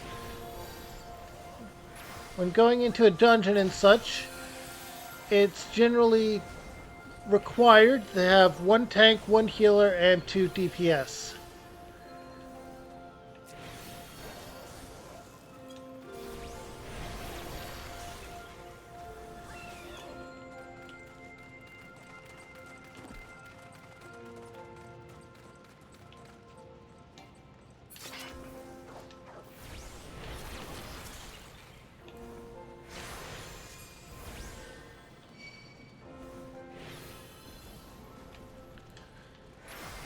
As opposed to White Mage's mainly singular target heals, the Scholar has AoE and can actually apply a bit more DPS and damaging than, well, actually not really, because where White Mage has Arrow and Stone, the Scholar has Bio and Ruin.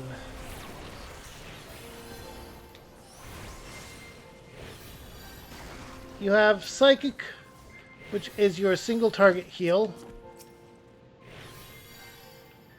And you have your Fairy, which will actually also heal.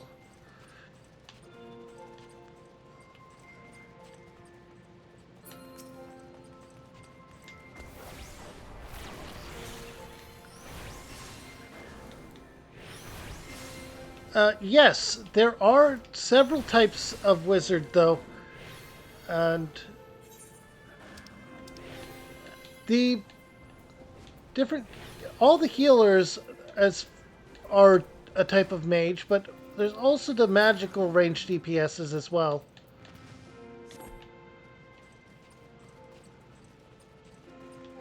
Oh, I dropped a tiny key. That's going to be used later, right here. Oh, we didn't pick it up automatically. Okay.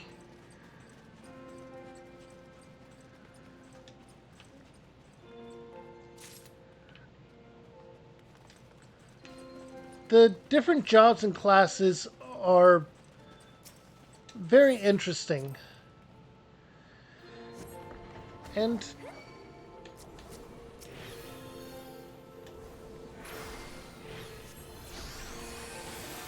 like I said, as a healer, it's primarily my job to keep the party from dying while everyone kills the things.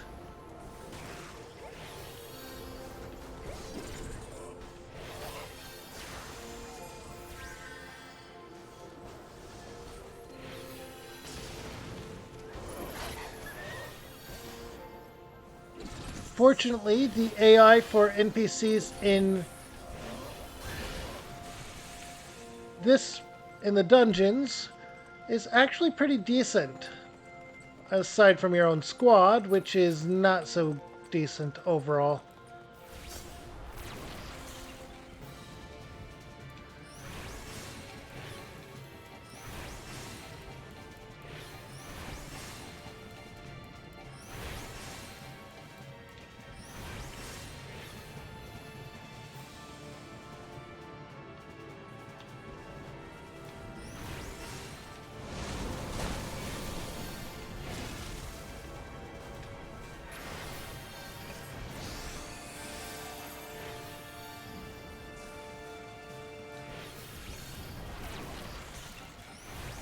Alright. Not actually. Dungeons will actually have a series of bosses to fight. And it's the bosses that will actually give you the experience points, not the enemies that you encounter throughout them.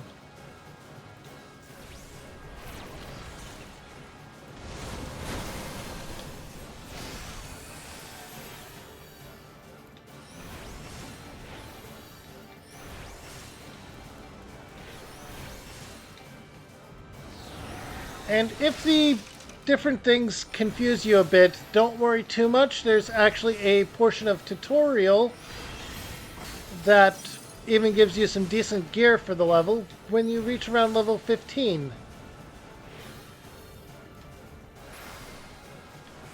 This is also around the point where you can actually change up which class you're using.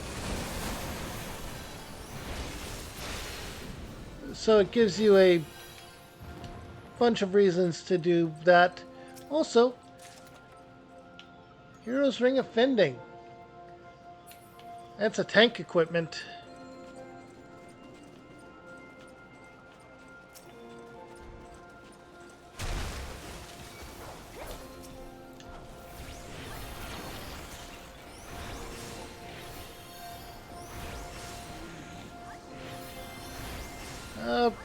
Following the pattern of dungeons I've been through, there's usually about 3 bosses per dungeon. In the final story quest of A Realm Reborn, it was actually a sort of 3 dungeon sprint.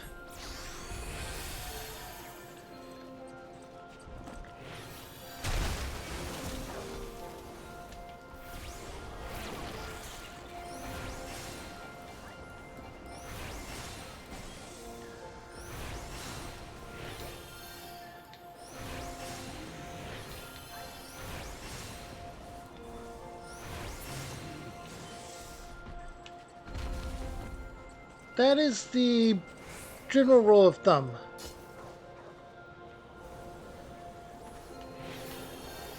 And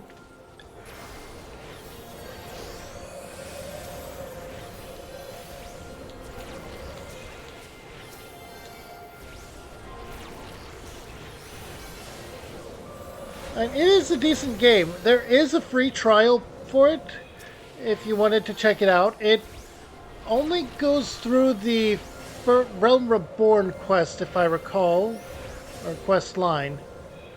Lasts for 15 days, or was it 30?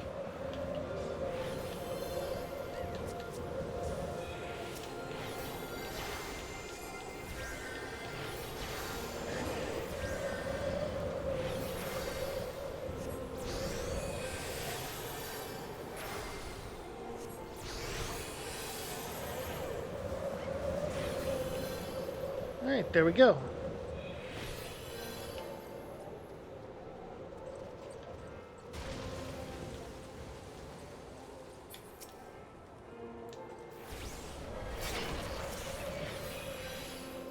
Alright, like any MMO, the tank attracts the damage to themselves.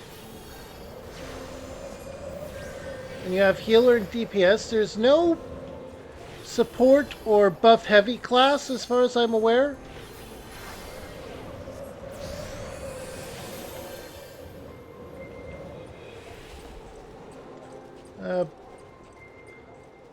Though White Mage does have the regen ability, which is a heal over time for a target ally. Oh, you're drawing in even more enemies, huh? Okay.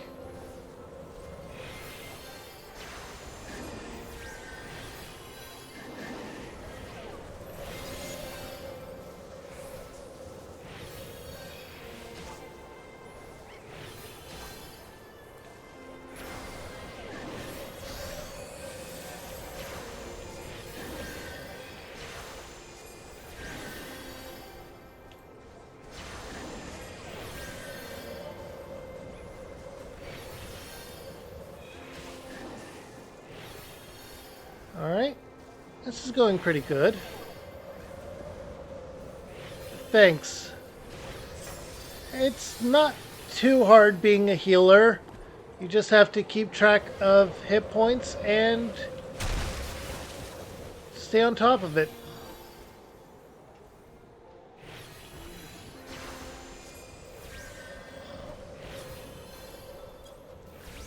And you can throw on a DPS if you have the time to. I usually try to.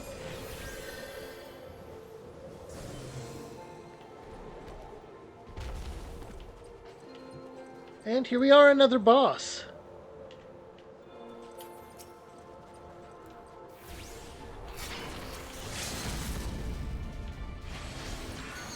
And the easiest thing about being a healer is just throw the AoE heal up every now and then. With White Mages, you get regen. With Scholars, you get a bit of a barrier of sorts.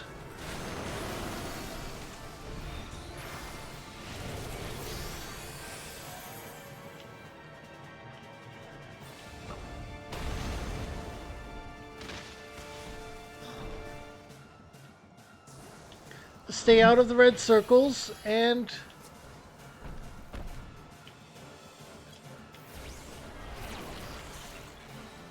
here's the tricky part. One red circle vanishes and another forms. And then we have this. You don't want to have them overlapping. Overlapping means the damage from each one is dealt.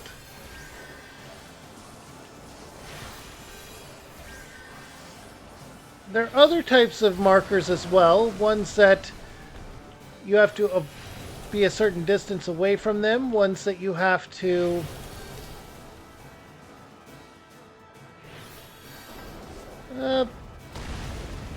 it is indeed a Yeti. That is the name of this boss. There are ones where you actually have to group up, or ones where the tank has to take action.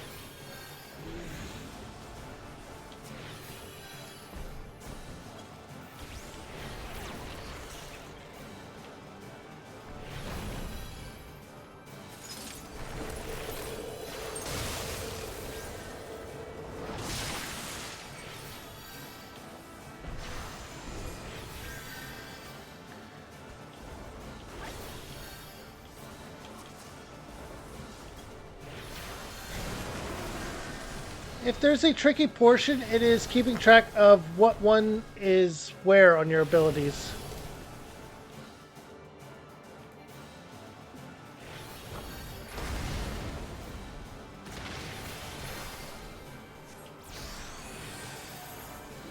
And the area of effect on them.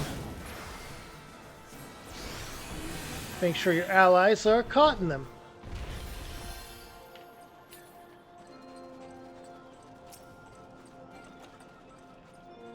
I already have a bracelet of healing and hero's earrings of healing.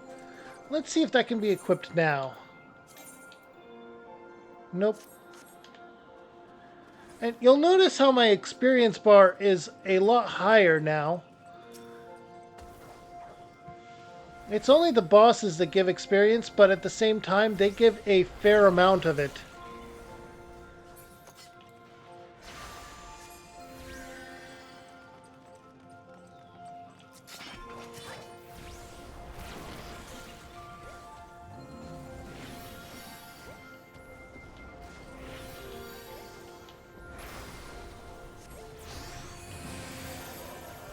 Galvanize is that barrier I said about. Prevents a certain amount of damage. I don't know the mechanics of Scholar as much as I know the mechanics of White Mage. Mainly because it is the job that was decided on by polls and is the one that I focused on.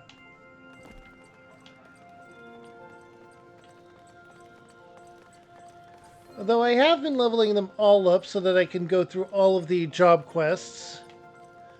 Because those have a lot of story to them. There's something that's going to appear here. Yep.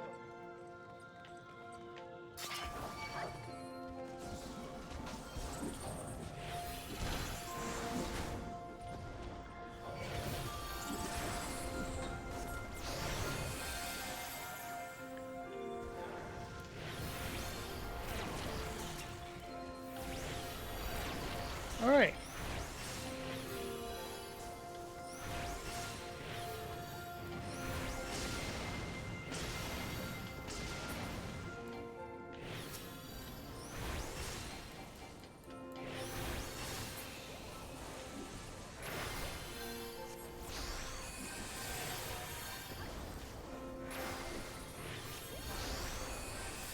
There we go.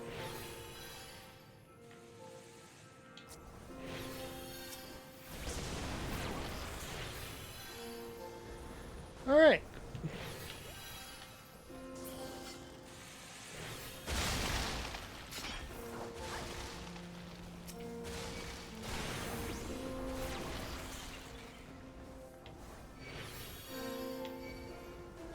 And some more things. Okay. And no, it's not a boss. This time.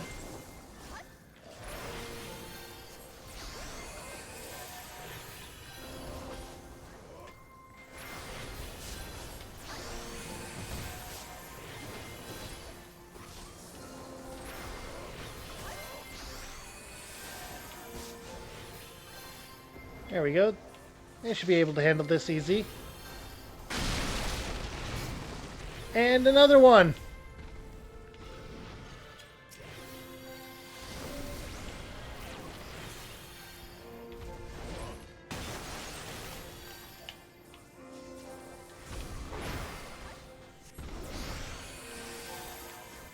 There.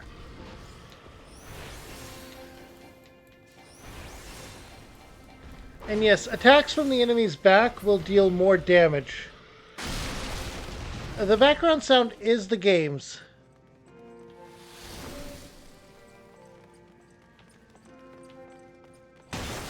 Let's see. South. Yep.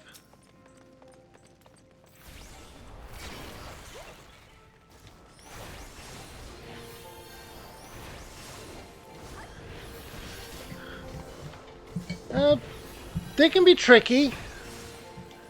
And in fact, in some situations, a single slip-up can lead to a party wipe. There's a boss called Leviathan, and if you don't have someone charging the... well, I'm not going to try and spoil anything for you, but if you don't have anyone charging a device involved in that fight, which involves multiple or two separate full parties, then it's going to immediately wipe the entire party. Well, one dragon.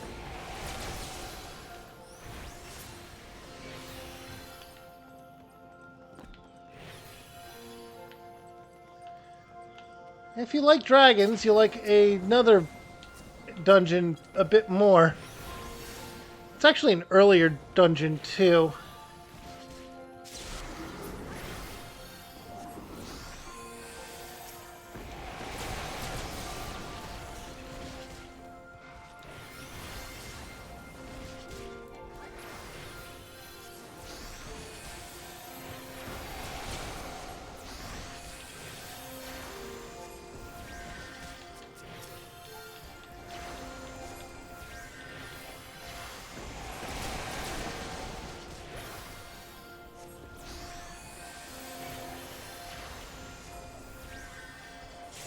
Alright.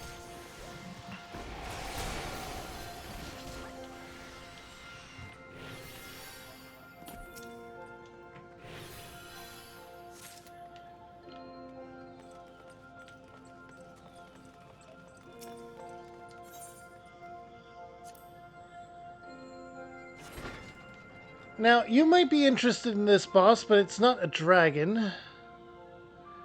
Oh, thank you!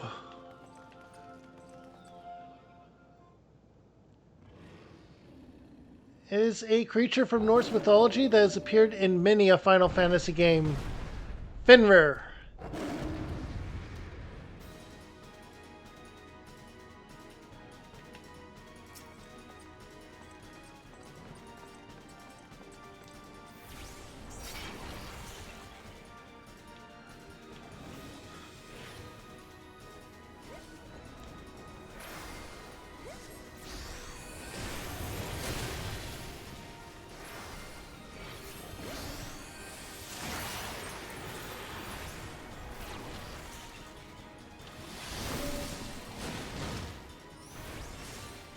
Those are gonna explode.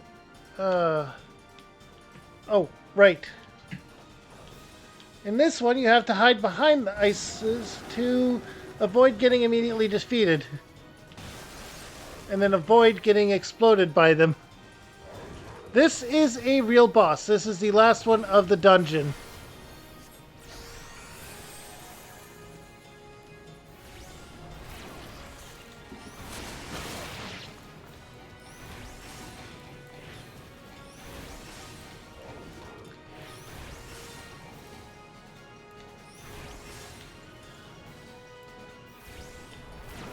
An ice breath attack, that's fine.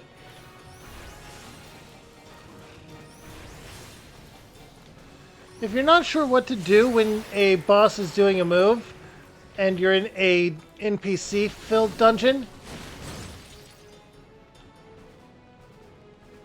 this is not good. These ones are rigged to explode before it. There we go.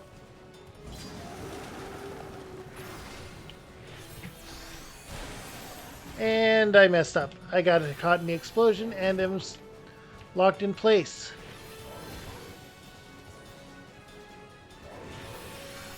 And now I'm not.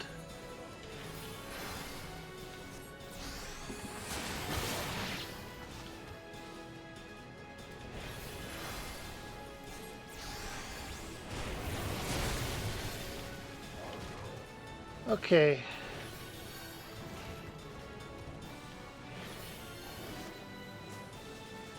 Alright, here come the ice... No, ice breath, okay.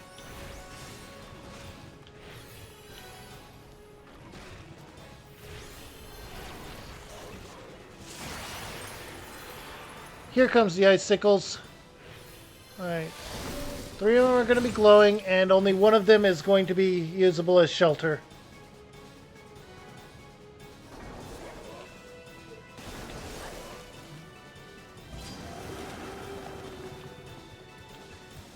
Alright, there we go, there we go, there we go.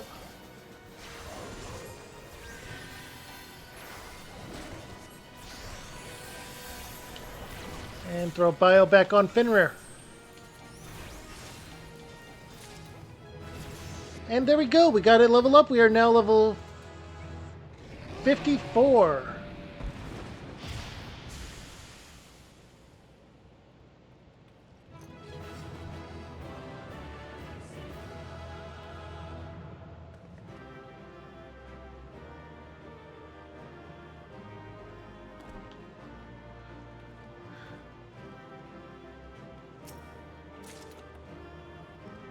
Antique mail. Alright, so we can now equip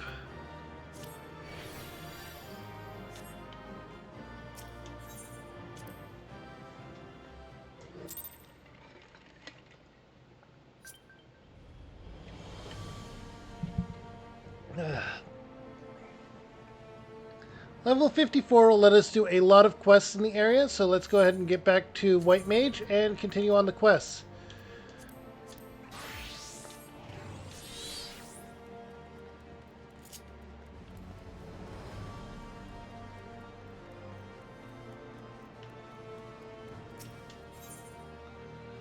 Alright.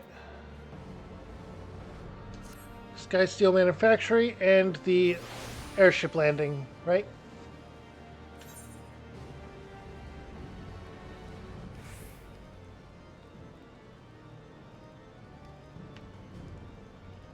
Yep.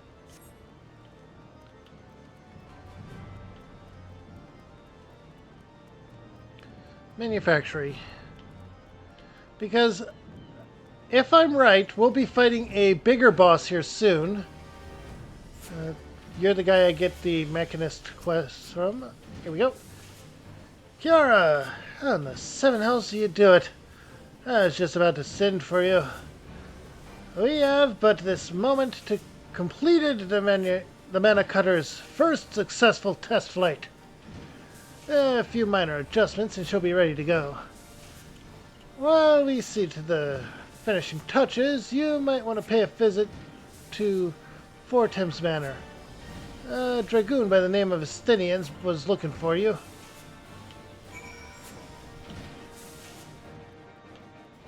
Alright. And yes, we did. It wasn't the first time I beat Fenrir, so... In fact, if any of the party members in a dungeon is doing the dungeon for the first time, there is actually an experience boost.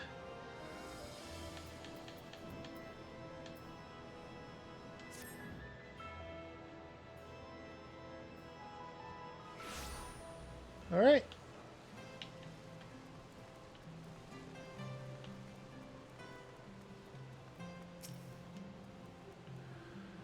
Welcome, Mistress Frostborn. Yes, you can show me inside the manor.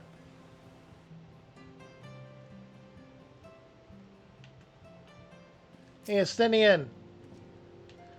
You have fulfilled your obligations to the Ildans, then. Mistress Tatru has been keeping me appraised of the situation. Once I learned that these mana cutters of Master Garland's were nearing completion, I saw no reason to tarry in the mists. For the present, Nidhog seems content to remain in the Eyrie, plotting his revenge. Might not this be an apt moment to unfold our plans to Sir Emmerich? I think we have kept him in the dark long enough.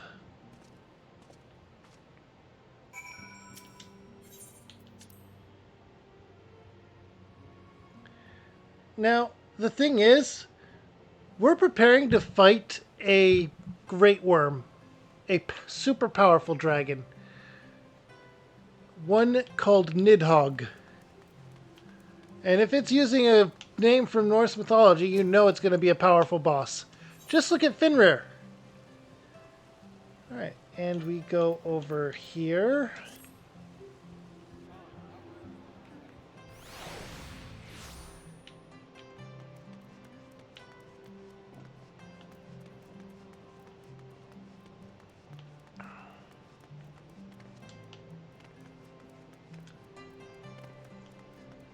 Okay.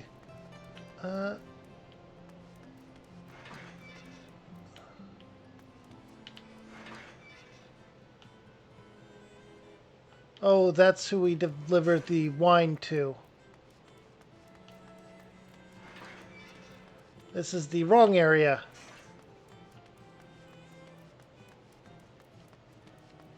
Yes, it will.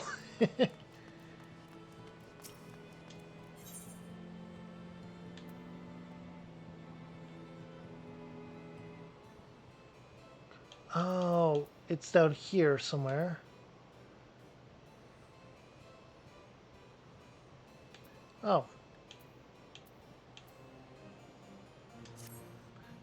over at the temple place. Okay.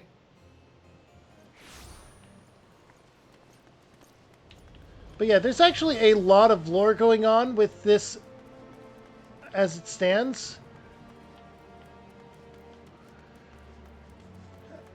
Uh, the Ishgardians have been at war with the dragons for generations, and we have learned the truth of the start of that war. Although even that won't stop Nidhogg in his quest for revenge, so we have to now fight him. Sir Emmerich has been eager to speak with you. Pray, proceed.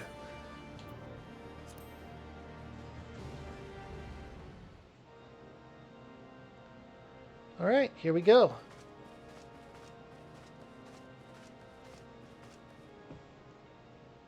All stands ready, Lord Commander.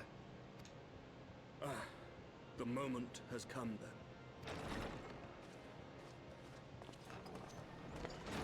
Pray excuse my lateness. I paid a brief visit to the workshop to inquire about the mana cutters. The engineers assure me that they're ready.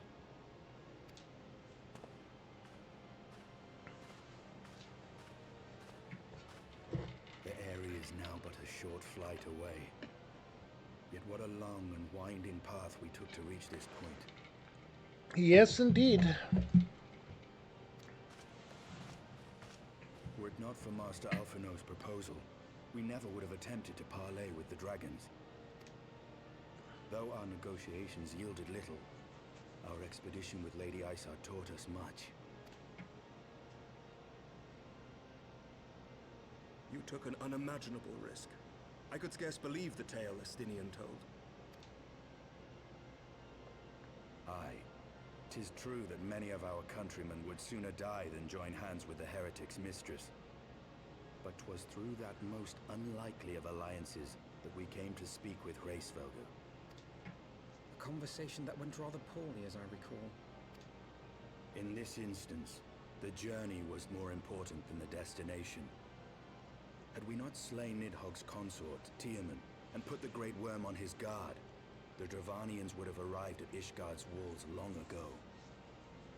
Yes, I admit Estinian's weapon is indeed an excellent spear. Aye, that they would. Full grateful am I for every hour of respite your actions have afforded us. Thanks. Oh, Thus you believe an assault upon the area represents the city's best chance of survival. Is that not so, Estinian? I was distracted and No didn't illusions. realize. Nidhogg's might is legendary. But with his eye in my possession, I can stifle his strength at the source. I did not realize that the text or the voice was still going, and I pressed the button too soon. Victory will be hard won, even so. And I shall be glad indeed to have the Warrior of Light at my side.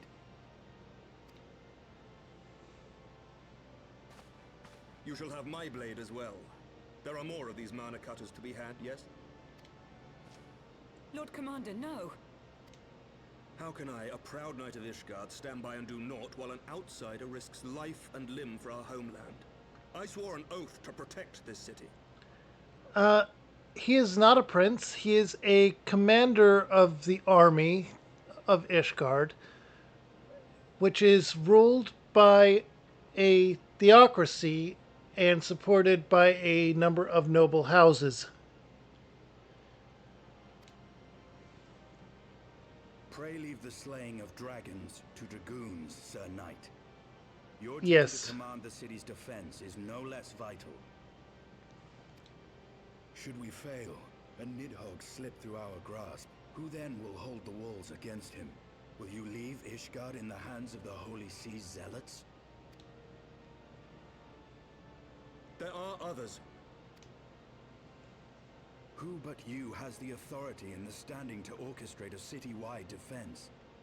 I do not, and neither does the Warrior of Light. That is why it is our place to fight, and yours to remain here, Lord Commander. Okay, Estinian, this moment alone almost makes up for everything else you've done to be a jerk. What? You too, Master Alphino? By the Fury. You have shown some promise, but this adversary is far beyond your skills.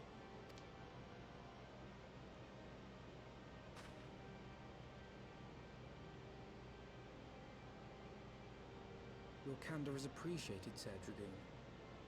I shall remain then and cheer you from afar.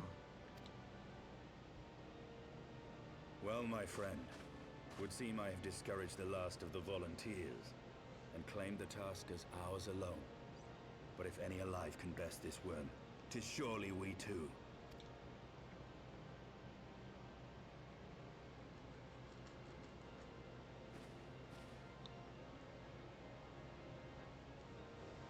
Alright, so it's just going to be us against the dragon? Or is Alphanod going to sneak aboard a separate one with someone else? Who knows? Let's find out. Right, Estinian? I have pricked Master Alphanod's pride, I fear. But had I been less forceful, the boy would have insisted upon accompanying us to the Eyrie. Do not think me blind to his talent. With a few more campaigns under his belt, I have no doubt that Alphanod would make a fine field commander. But one does not practice on an adversary such as Nidhog. We shall be hard-pressed enough without the added worry of carrying a novice.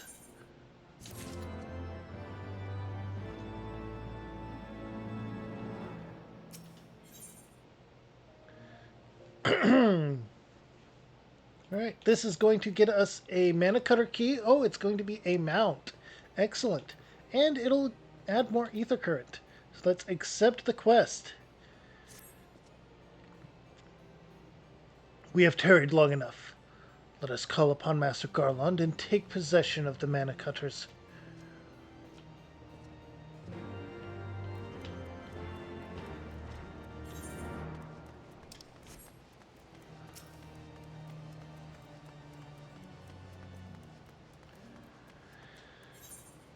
Alright. To the manufactory.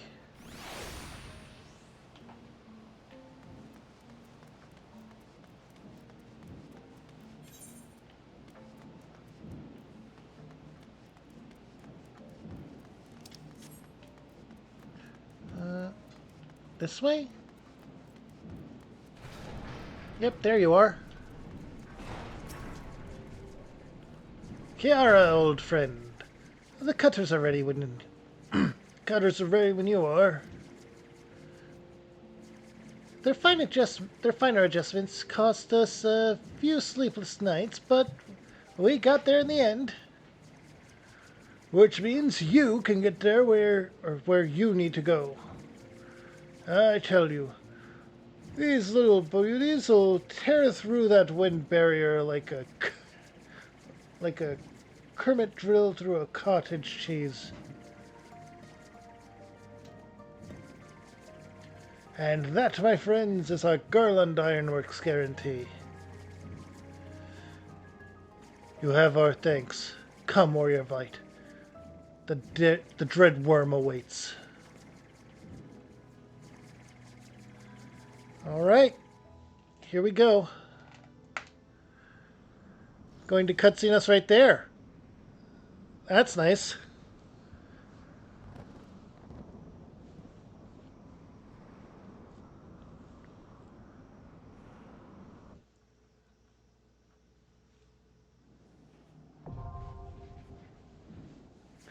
The Eyrie is now accessible.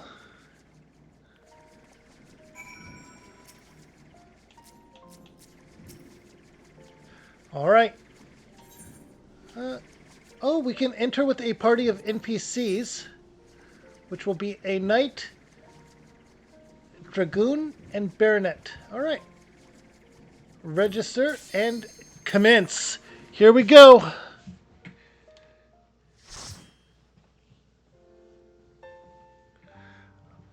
Time to face Nidhog. Now, unlike the dungeon I had just shown you, this is probably going to go right into the boss fight. And it's what has been done with various things like primals, which are reflective of these summons in various Final Fantasy games. There it is, Nidhog. That's not good.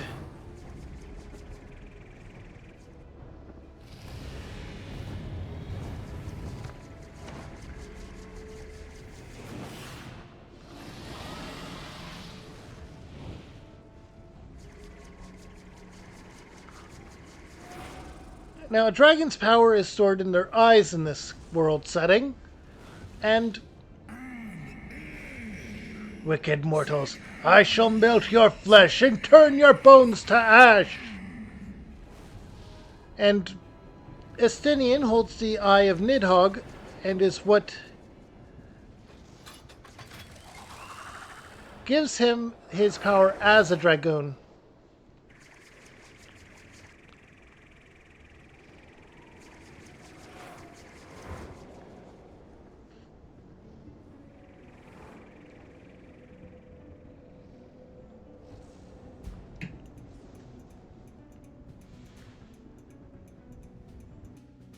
Alright. And here we are, a full party of Ishgardian knights and us as their healer.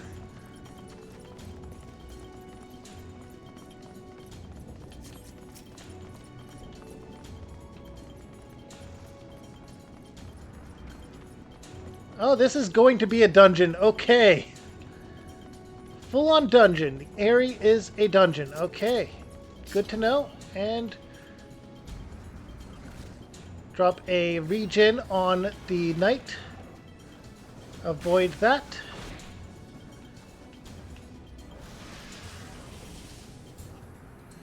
I need to put an Asuna on him too. And another regen.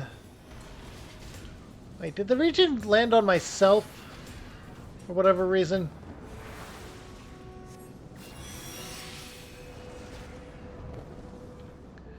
Huh. In fact, the reason Ishgardians can wield the power of a dragoon is because they betrayed the dragons previously, stole the eyes from one of them, consumed it, and because of that, if they take in the blood of a dragon, they will transform into a dragon. This is something the heretics, as they have been called, have done repeatedly throughout the earlier quests, and was thought to be something only they were capable of doing.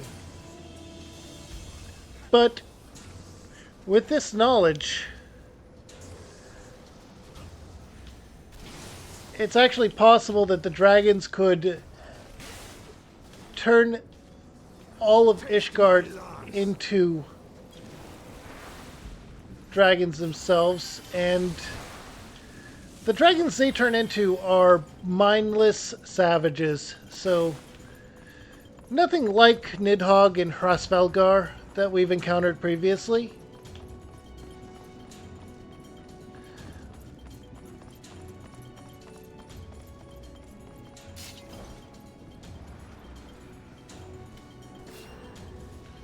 Regen on the knight.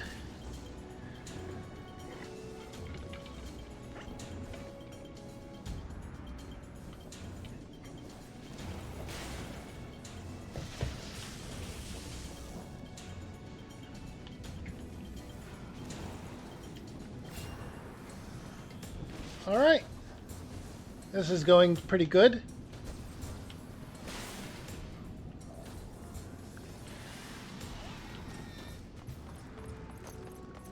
Oh, wait. Something's down here. Has to be something, right? Nothing? This is a dead end? Oh, darn.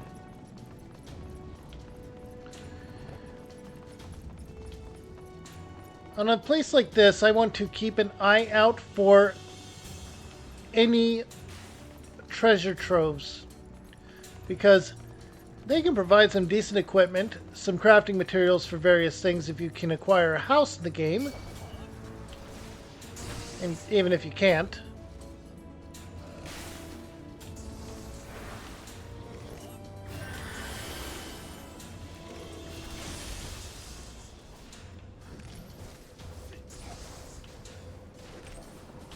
And avoid that.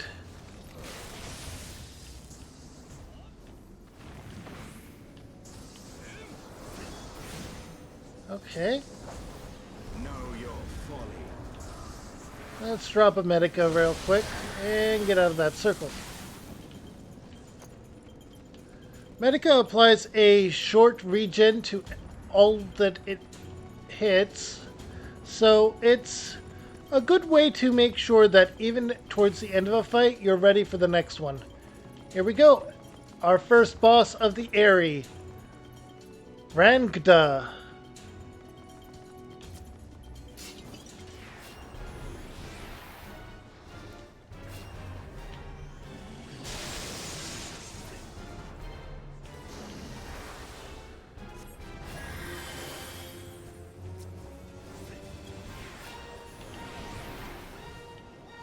Alright. Yeah, that's not good. Okay. Zooming out so I can see the entirety of this.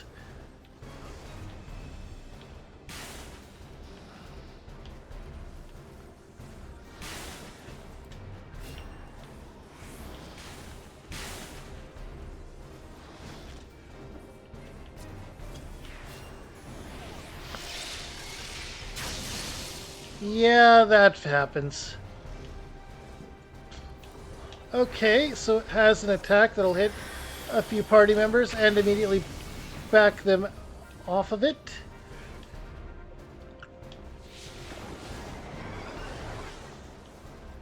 Oh.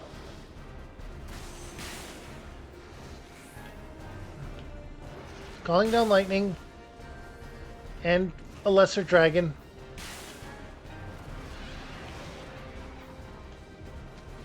Alright.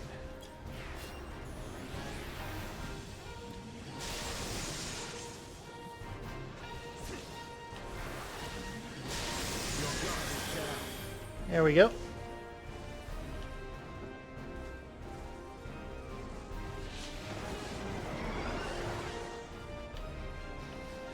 Yeah, it's calling down lightning again.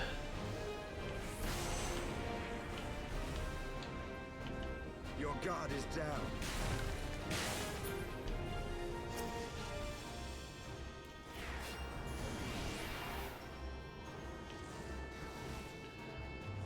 All right. There we go. Another battle won.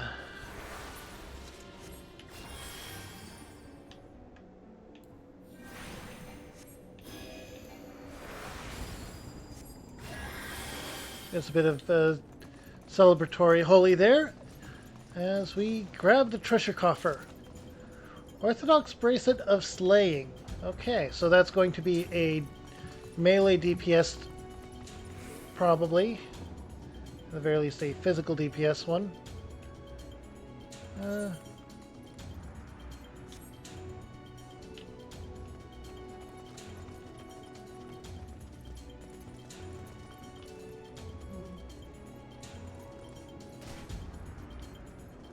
The area interior. Okay, this is where we need to go. Good.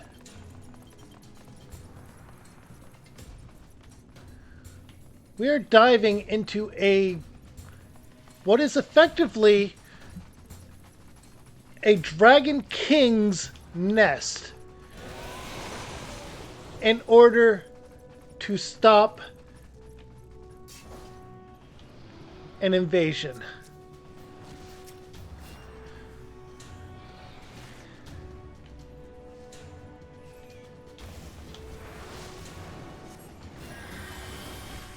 Nidhog is one of the oldest dragons in existence in this game. And anyone that knows anything about dragons knows that the older the dragon, the more powerful it is.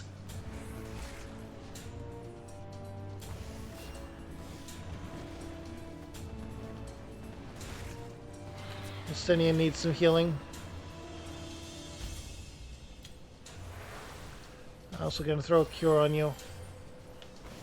Stay alive.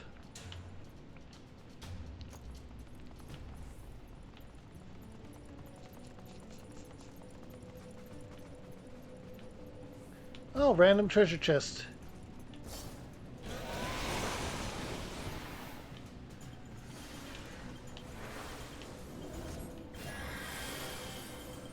Alright, there we go.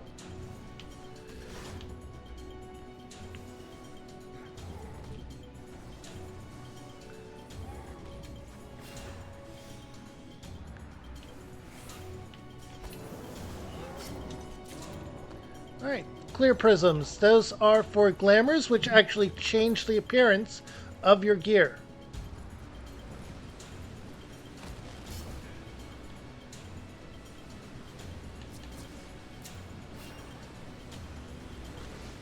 Alright, here we go.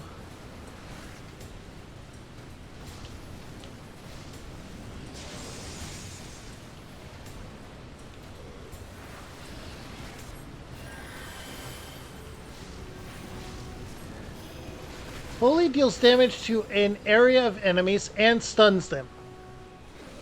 This gives your party a chance to breathe, and let's you drop a few heals on people that need them.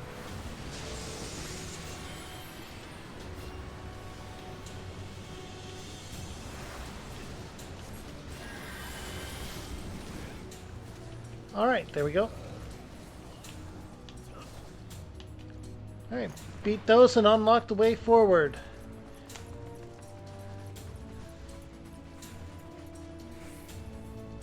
Yep, that's how it generally goes.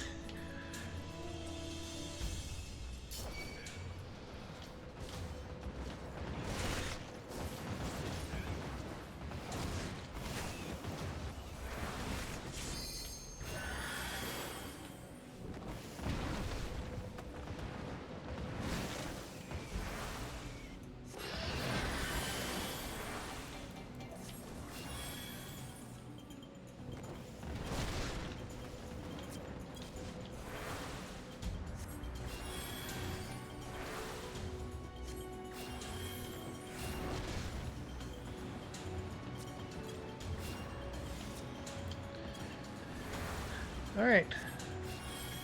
I need to pay more attention to the health of my party members here, apparently. Because they were surrounded by dragons in this one. And they beat them before my holy went off. Okay.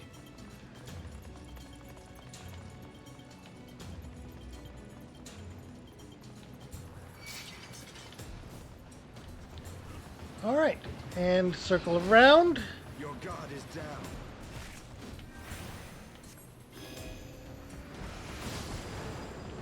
Drop a holy, and then start healing.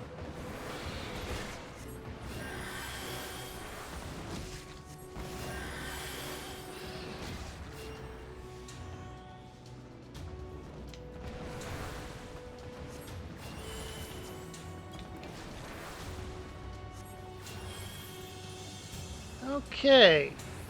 We have two Lancers, what is effectively a Gladiator, not Paladin, because it doesn't have... Oh, we have a Lancer, a Dragoon, or a Gladiator, and our White Mage as our healer. Two less than jobs, just default classes, because they are NPCs that are not actually named. But Estinian is with us, and he is in fact a Dragoon, full on. And here we go, a second boss.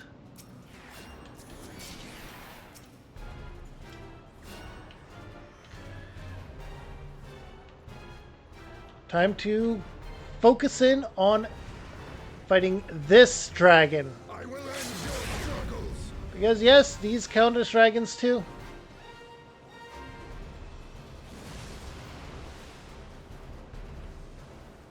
Flammable gas. Going to want to stay away from that. Yep, knew it.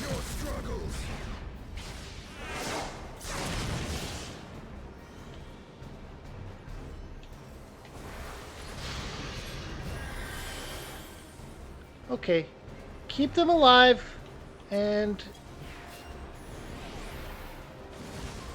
Yikes. Okay, okay.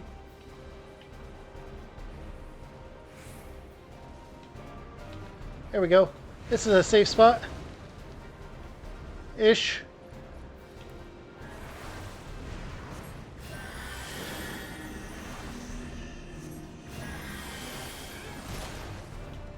Okay. We had to get into that because if we didn't, it would push us away into this wall of wind, which is a damaging area. You'll also notice that our level is synced down to level 56, while our party members are generally level 55. Oh no. Okay. I need to... Here we go.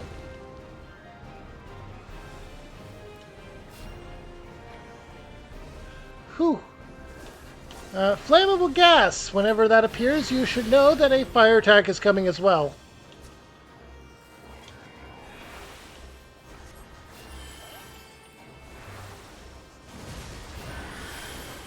So immediately go for an area where the gas is not as present.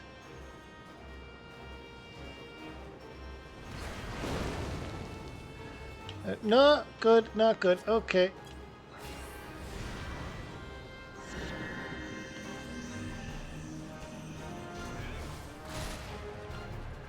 Alright.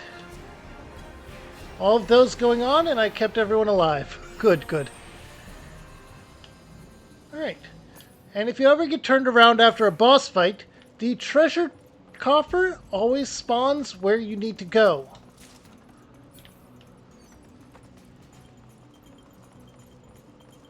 Okay, so the Orthodox set is what we get here. That is interesting.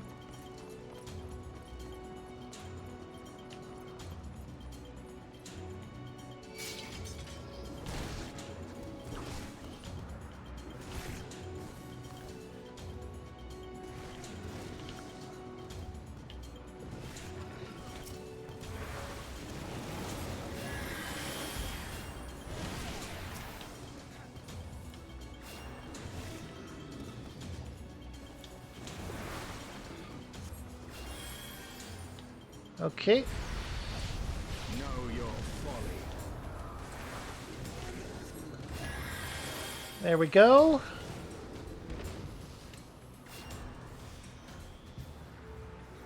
Excellent.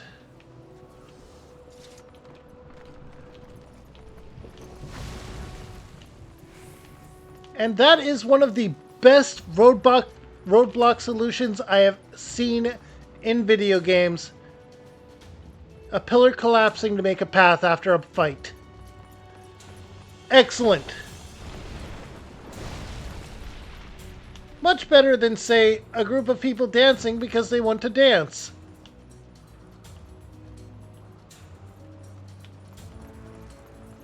Yes, I'm talking about a Pokemon game with that.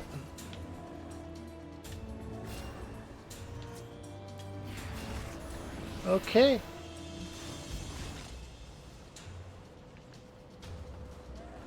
Alright. This is going good.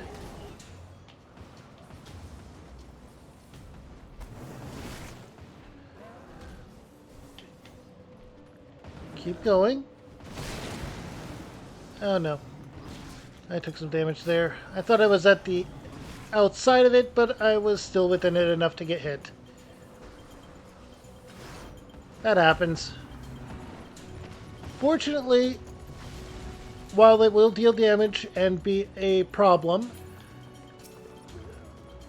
your general enemies will not one-shot you with the usual marker attacks. And if you're in a party, you can still survive one or two of them, depending on your general class and equipment and level. Orthodox Earrings of Healing will probably be a good thing to equip right now. Yep, there's a few things to equip. Excellent. Okay, and save it as we continue on.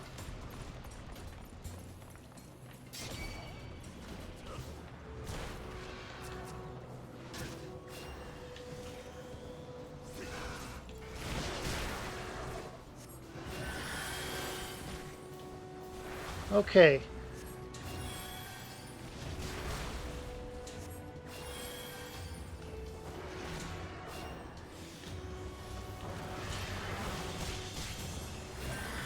Drop regen in Medica, and if it gets too low, heal him up.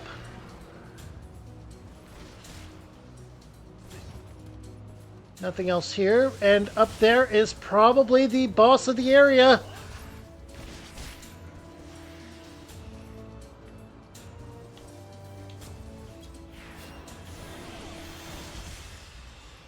Alright, there we go.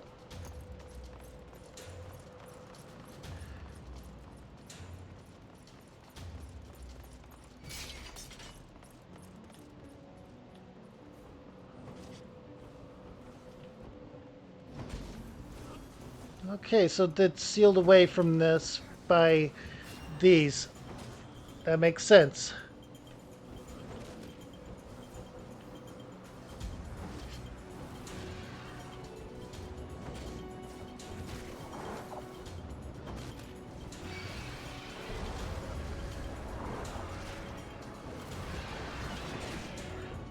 The fact that the only NPC that is defaulted to us is specifically a DPS is, in fact, manageable because 2 DPS can be in the party at a given time. Your guard is down.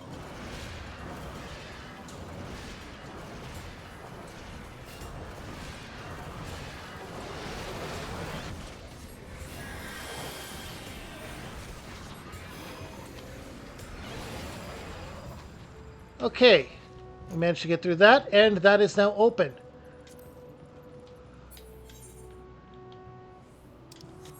Now, we do get achievements for completely mapping a dungeon, and those come in handy for various things, like acquiring certain maps, or certain mounts, and minions. But here we go! Nidhog.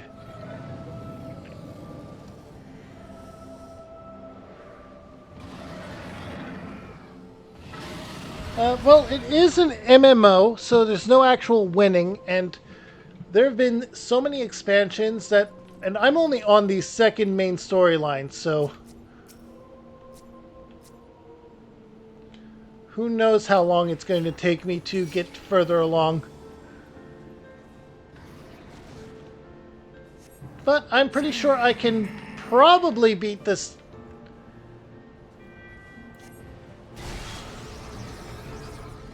Oh boy. So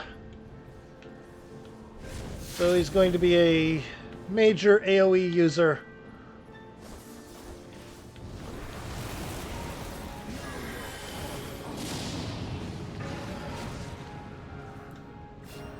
Alright, keep the Temple Knight alive. Restore my arrow on him, and up it goes. Alright, this is one of those examples of ones that cannot be allowed to overlap.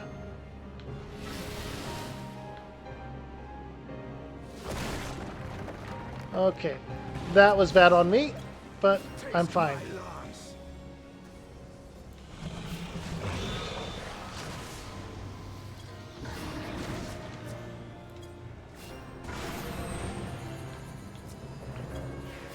There we go. Alright, that was just an attack on him. Good. Restore. Oh, Estinian. Not good. I need to rise, Estinian. I need swift cast.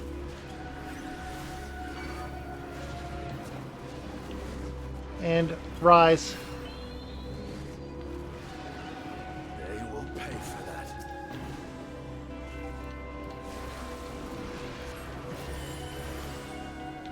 Okay.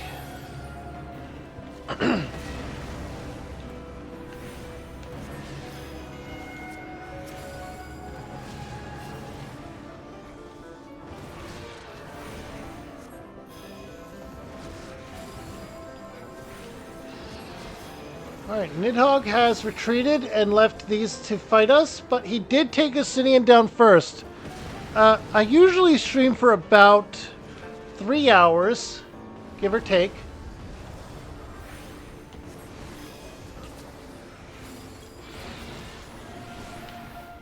Alright, we need to beat these before Max is out.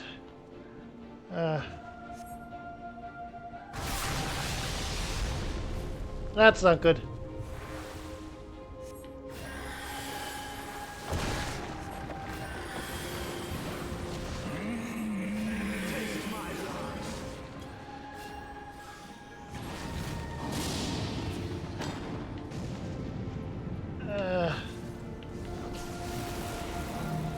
Okay, and get away.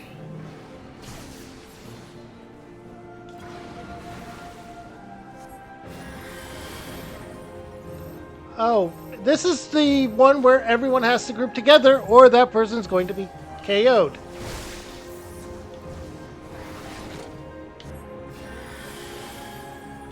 Okay.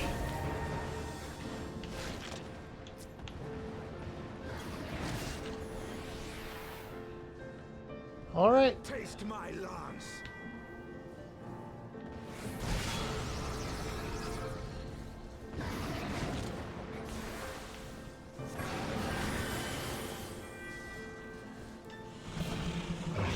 All right. And this is not good. This is very not good. All right, so the DPS are saving me. That's good.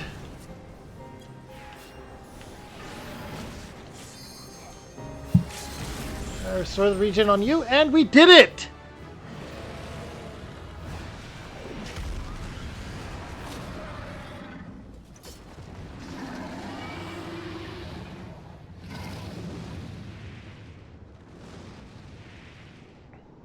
Nidhogg is fleeing.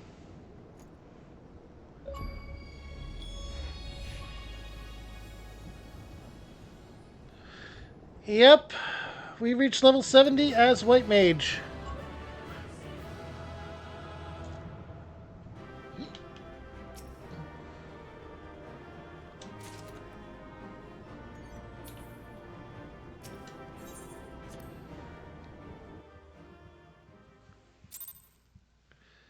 Not so great that it fled. We were supposed to defeat it because it was inciting a group of lesser dragons to attack the city. Oh.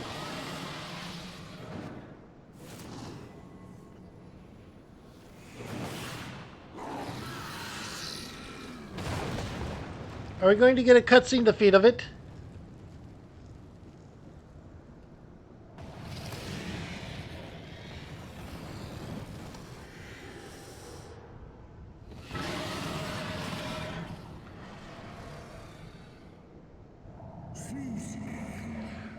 Thou wouldst use mine own eye against me.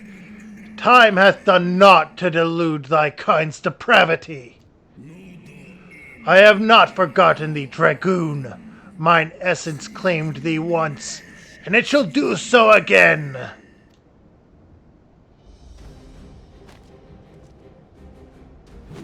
No, Wyrm.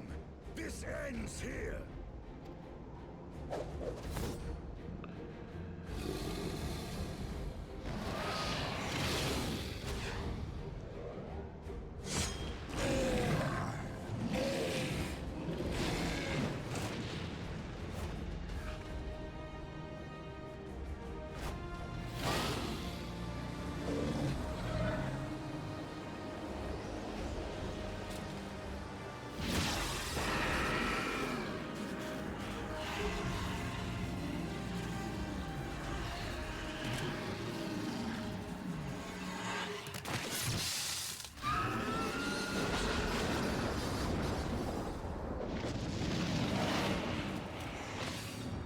Oh!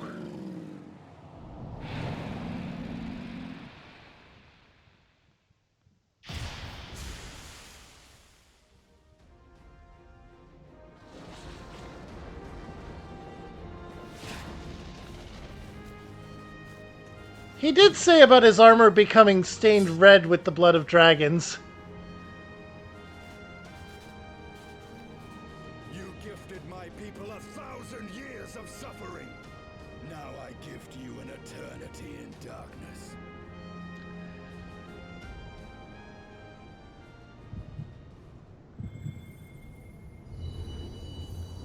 Oh. Oh. Not a vision, but another restored crystal. Previously, the 6 crystals here were acquired throughout the A Realm Reborn thing, but due to certain events, they became darkened and our power was weakened.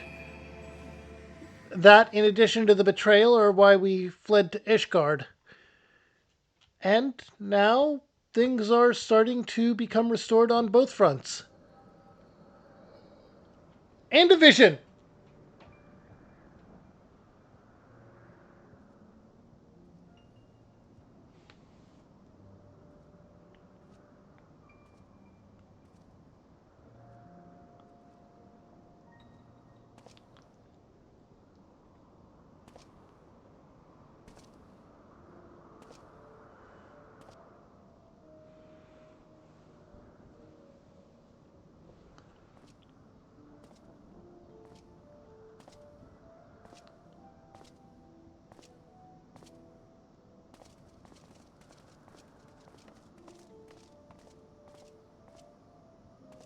They are ours, Lord Eldrath.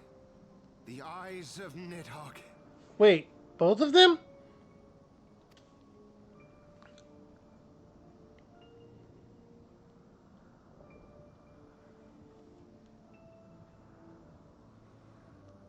Aye. The worm lies broken and my father is avenged. With the wellspring of his vitality thus denied him, Nidhogg shall not linger long in this world. But behold the terrible price we have paid. My sire is dead. So many brother knights slain. We traded our honor for the strength which now courses in our veins. And still we are forced to make such sacrifice. But not in vain, my lord.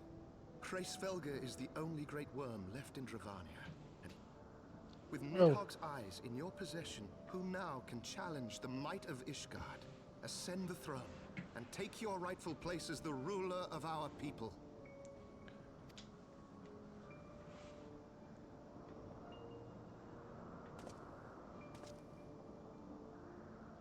Nay, my friend. I must forsake the mantle of king. Though Nidhogg be defeated, his wormling horde yet darkens the skies with wings beyond counting. As one who partook of Ratatoska's strength, it shall be my penance to bear a knight's arms until death grants me leave to retire. When that day comes, no prince shall perish, but a hell's-bound hunter of dragons. But Lord Haldreth, what then shall become of the royal line? Is this the origin of the dragoons? Think of your people, my lord. Without a king, who will the common man turn to in his hour of need? How will he find his way without your benevolent hand to guide him? I thank you, Sir Flavian and Sir Silvertrill, for dispelling my remaining doubts. With men of such wisdom and compassion in service to the realm, 'tis plain that Ishgard has no need of a king. But if you must bow to the demands of tradition, you need look no further than yourselves for one worthy to wear the crown.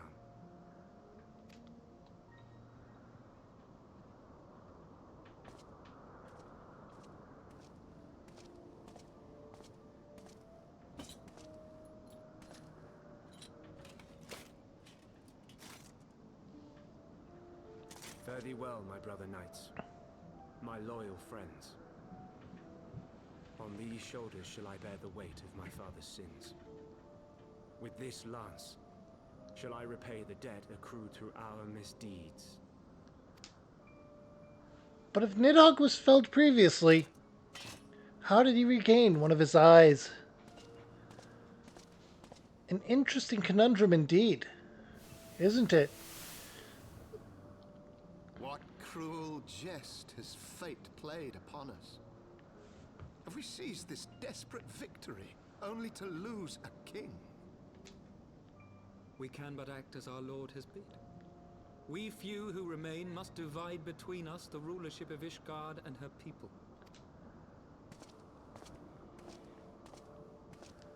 Not I. My oath was to Lord Haldrath, and he alone. If he is not to be king, then I would hang up my shield as well. Will you abandon us too, sir?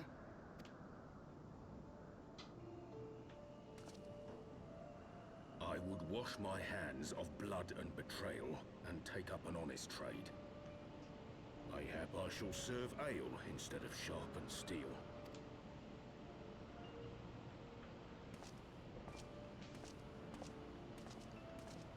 A reasonable course of action, in my opinion.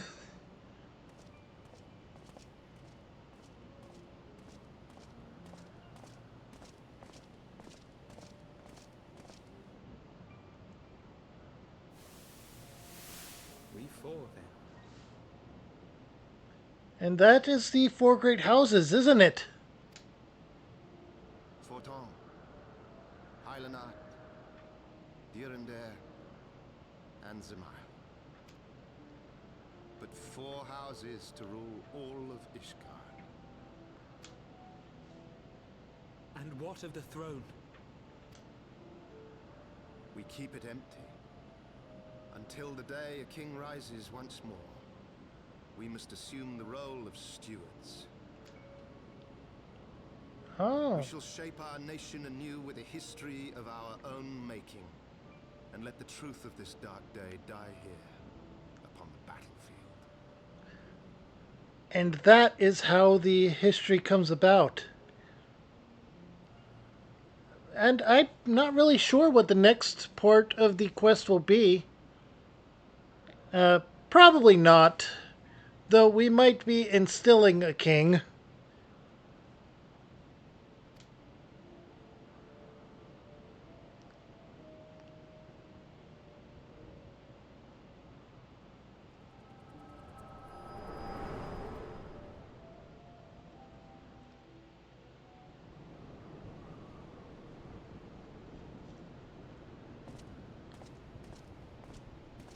What ails you, friend? Are you wounded?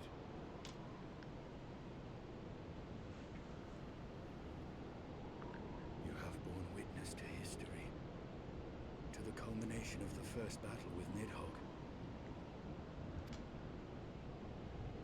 The legend of Ishgard's founding tells that our ancestors were led to the land of Kurthus by the valiant King Thordan. In the midst of their journey, they came to a wide chasm where they were set upon by a great worm, Nidhog. A furious battle then ensued, with Thordan leading the van. Though the brave king was slain defending his people, his son, Haldrath, the first Azure Dragoon, fought on undaunted.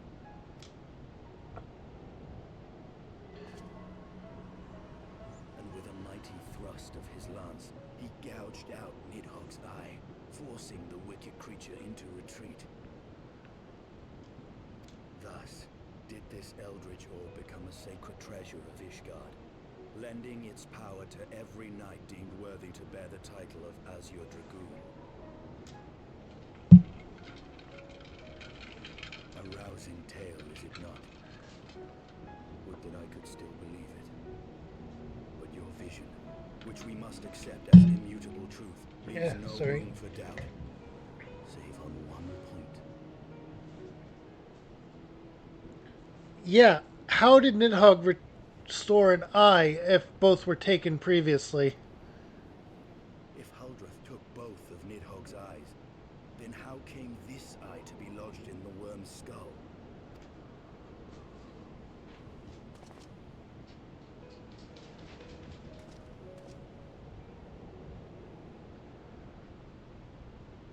Beneath every answer we unearth, another question lies buried.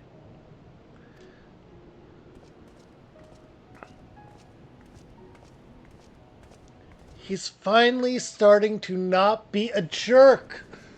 Oh, thank goodness.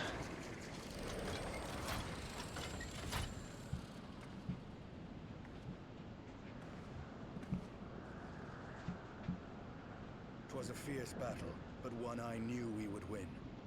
Your fame is well deserved, warrior of light. Full proud am I to have fought at your side.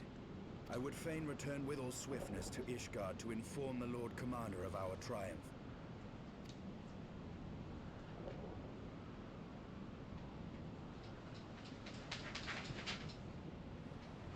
But we must first have words with Hraesvelgr.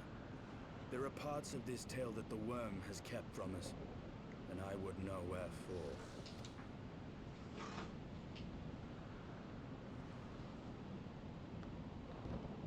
A good point and an interesting task. One that we will do next week. Though Nidhogg is fallen, my heart is yet heavy, and this stain of corruption pleases me not. When all has been put to rest, I must needs forge my armor anew.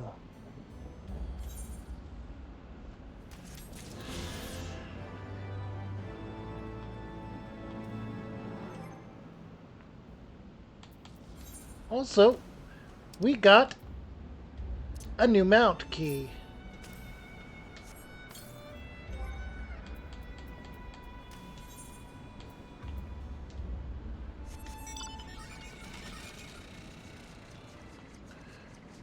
A new mount.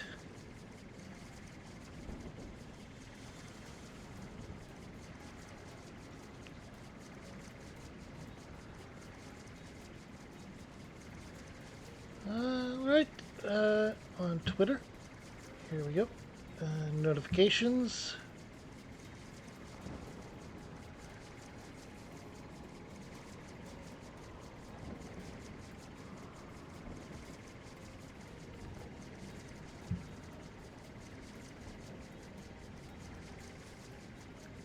Double check the name. Okay.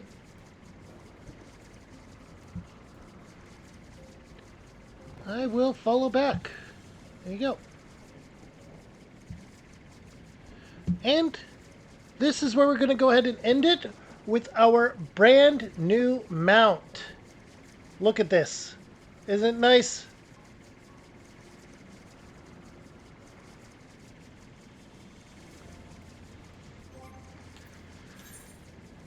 We have a vast amount of different armors and stuff that we can acquire in there, and I will be doing some grinding. But for now, I hope you all had a wonderful day, night, evening, whenever it is for you. It is looking awesome, isn't it? And day, night, evening, whatever you're up to, whenever you're up to it, wherever you're up to it, however you're up to it, and whoever you're up to it with. If you enjoyed my content here on Twitch, make sure to drop a follow and hit that bell for notifications. I will work on getting emotes and stuff for subscribers and followers. I don't know how long that's going to take. And if you're watching this on YouTube as a VOD, make sure to check out my channel here in the middle. If you don't know where to start, here on the right is a playlist of me playing a different game. If my stuff wasn't for you, but you stuck around anyway, over here on the left is a different video that YouTube thinks you will like. Thank you for dropping by. Hope you enjoyed. Glad you did. And I will see you next time on Monday with Dragon Ball Xenoverse.